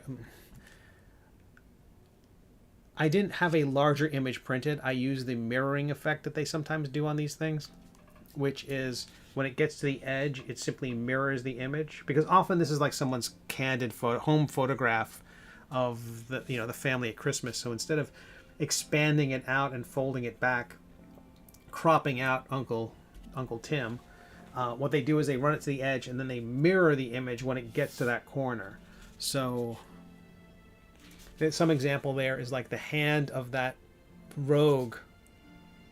As it turns the corner, you'll see the reflection of it there. But what it does is it creates a nice looking edge on the piece. Excuse me. Apart from my gaff with the cards, this turned out great.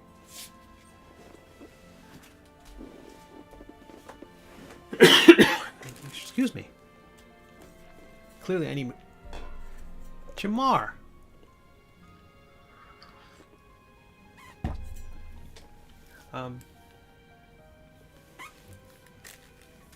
Shamar, are you streaming tonight? Are we gonna have a coffee break?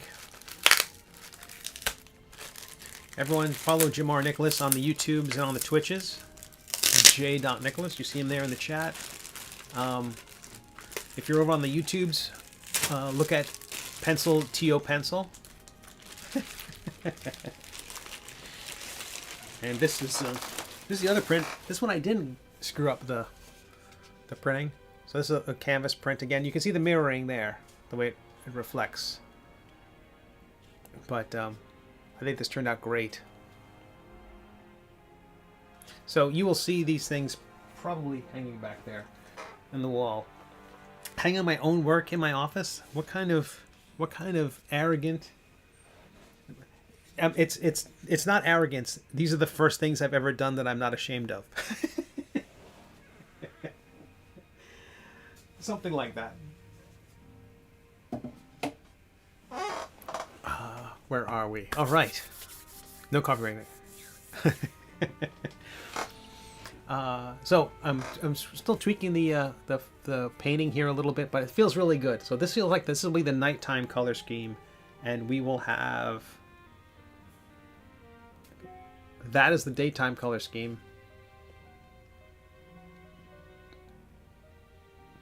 One will be hardcover, one will be softcover. But I feel like these are close enough to get these ready to get the Kickstarter going.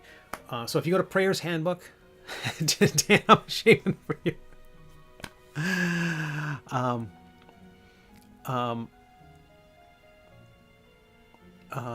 Yeah. So again, coming back from Gamehole Con, it was so great to have Dan there. Dan is really an excellent travel companion. Fantastic. And he was networking up a storm there. So it was great. I think we talked about having a table next year, but I think that might only slow him down. But I liked having my spot in Artist Alley. I felt really good about it. I'd like to go back there again next year. I liked having more books there. Again, the hardcovers, some of the lessons, Jamar, I chatted with you a little bit about these. Would I do more gaming cons after this? I don't know yet. PAX Unplugged would be interesting. A lot of the bigger shows are just more like San Diego, which are daunting and way more expensive. This wasn't a cheap show to do because they contacted me very late. Apparently, a lot of the artist positions, they took them a while to sort out. It took them a while to sort out table assignments. I'm not sure if they were thinking about moving to a different hall or changing things up, but I didn't have enough time, so my choice of airlines wasn't great. So I arrived very late on Wednesday, left balls o'clock in the morning on Monday. It was rough and expensive. So not great, exhausting, and expensive. And it's also 5 days away from home. These gaming shows are no joke. They are 4 days of people just playing board games, and they are awesome. But it's a lot of time away from home. And as I mentioned, I had I got back Monday. I have Tuesday morning. I woke up to a water leak here, like a water pipe burst, and so my whole week has been fakakta, as the kids say, as the 85-year-old kids say. And but picking up the pieces, drying out the pieces, and everything's coming back together. But I could see doing other conventions. Gary Con is really interesting because their Artist Alley is just artist guests. And so it's Larry Elmore and Jeff Easley and I imagine Errol Otis and folks like that. It is a murderer's row of the greatest comics of gaming artists. And I think they just give those people spots. And so I can get on the waiting list, and if 30 other people drop out, I could probably get a spot. But it's not really, it seems like Gary Con is something where you want to get it. Kenan was in here earlier recommending that, or saying that the dealer's hall sold out. Oh, there he is.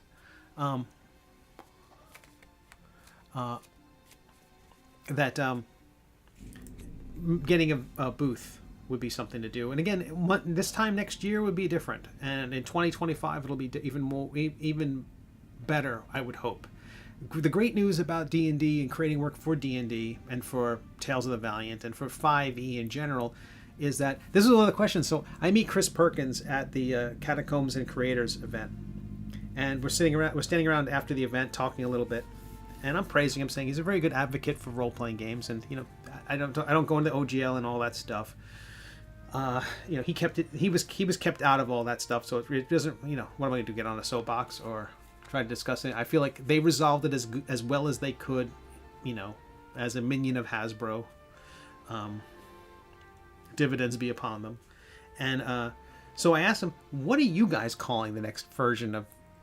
And because I thought we 6th edition 2024, because I made it a multiple choice question with a big question mark trailing off at the end. Like, is it the 2024 edition? Is it? But they didn't have a name for it. They just said the revision, and which could be a politic answer or just what they don't have a name for it, or the name is decided by marketing weasels. Because I think that when they were doing 5th edition, that was called something else. D&D Max, D&D Ultra. I don't know. So they didn't have a name for it. But the good news is they're basically keeping a lot of the mechanics of 5th edition, which means the books I've created won't be necessarily out of date. I mean, all I might do is change the text on the top, which currently says, you know, a cleric subclass for the world. If I say the 5th edition of, I might just say the world's most popular role-playing game. Keep the 5e in the bottom corner, but leave that. Maybe that's enough.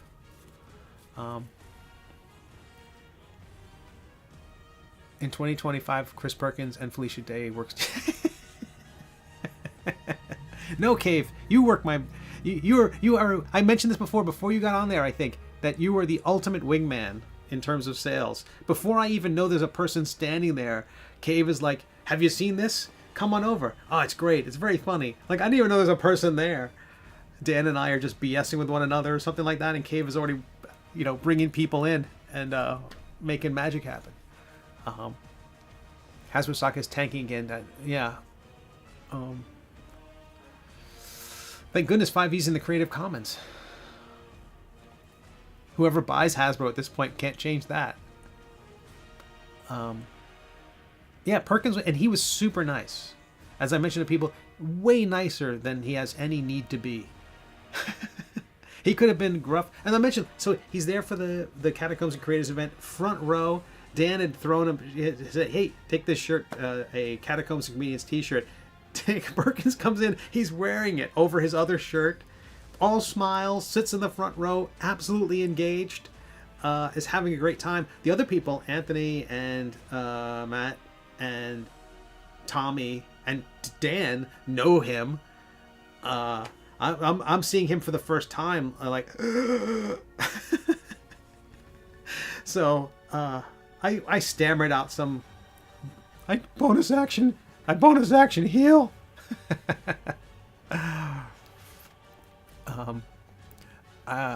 I would just tell him what it says. I would just refer to it as 5e. Most people will know what it means without having the WotC IP tied to it. Yeah, and I think so. I mean, their rules, the OGL rules, meant I can't technically say Dungeons and Dragons in the between the covers. So, you know, whether you play Tales of the Valiant or something else, that's fine. Kenan says, "Have you considered making old school D&D versions of your books?" I have. And what I did hear from a lot of people is, "Oh, if we had this for Pathfinder, I would have bought it." I hate the idea of carrying more stuff to conventions. That's the downside of it. I would love the idea of having those versions available on my website to sell to people.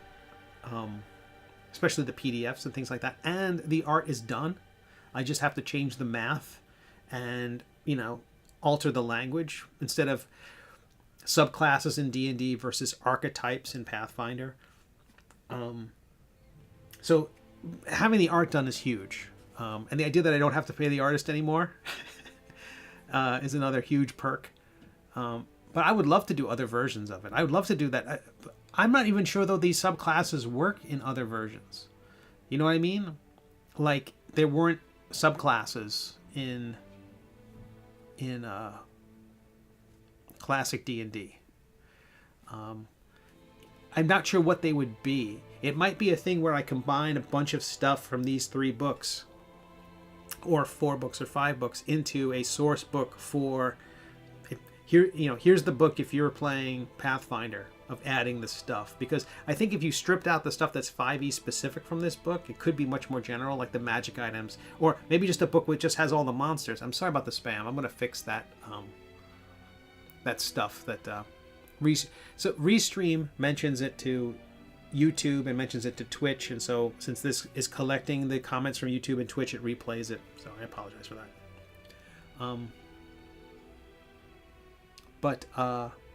But yeah, I'd absolutely create this for other platforms. I thought I was going to have to recreate it for 6 or 20, whatever 5e 2024 is. Kenan says, "I think you'd do well at GaryCon. Also, North Texas RPG. I've heard great things about that this weekend. They said it was not great for sales, but they said in terms of people who are there and the enthusiasm for the hobby is off the charts."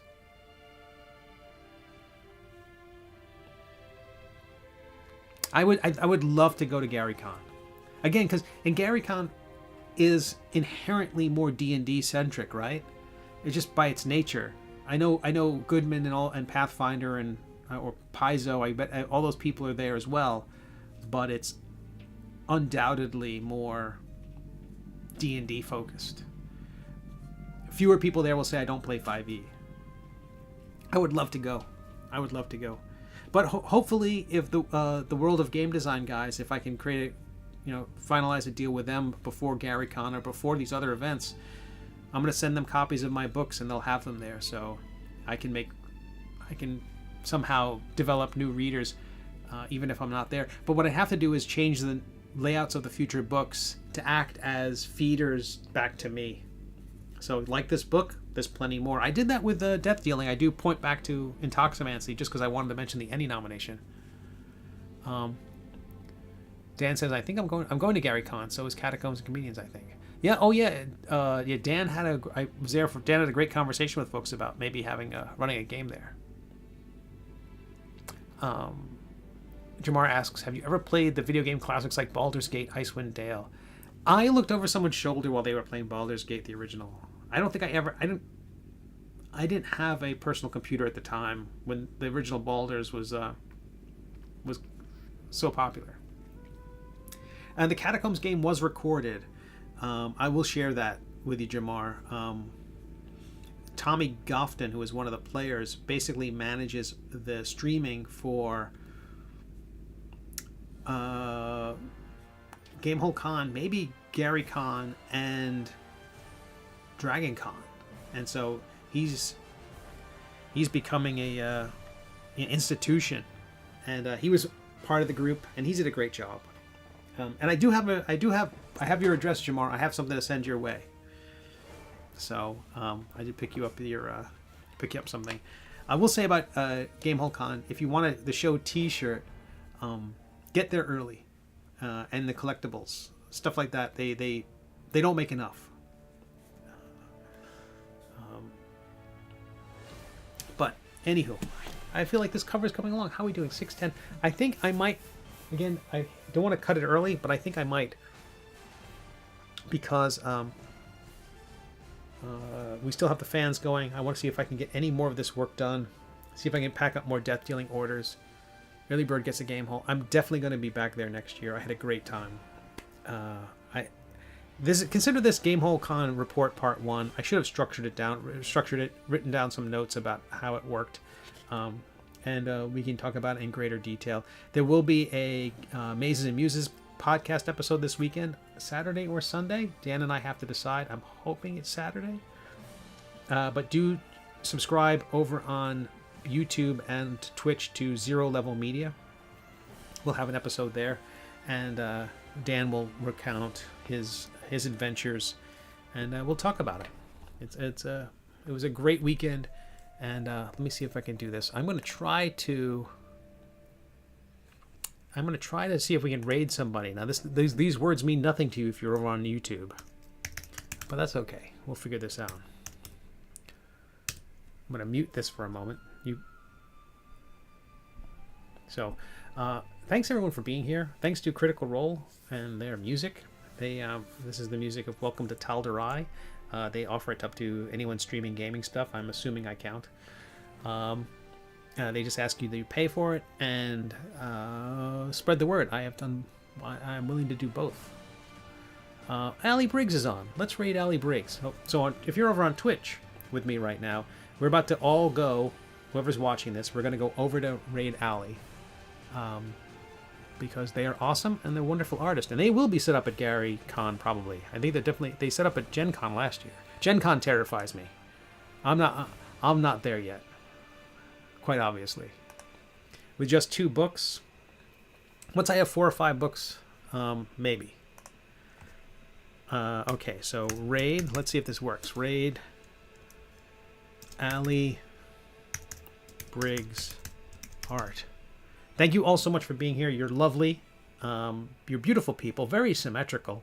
And I will see you all back here on Tuesday. Thanks for subscribing. Thanks for liking wherever you are. Hope you're safe. Hope you're well. And I'll see you next time. And hang out here a little bit, Twitch folks. Let's go check out what Allie's up to.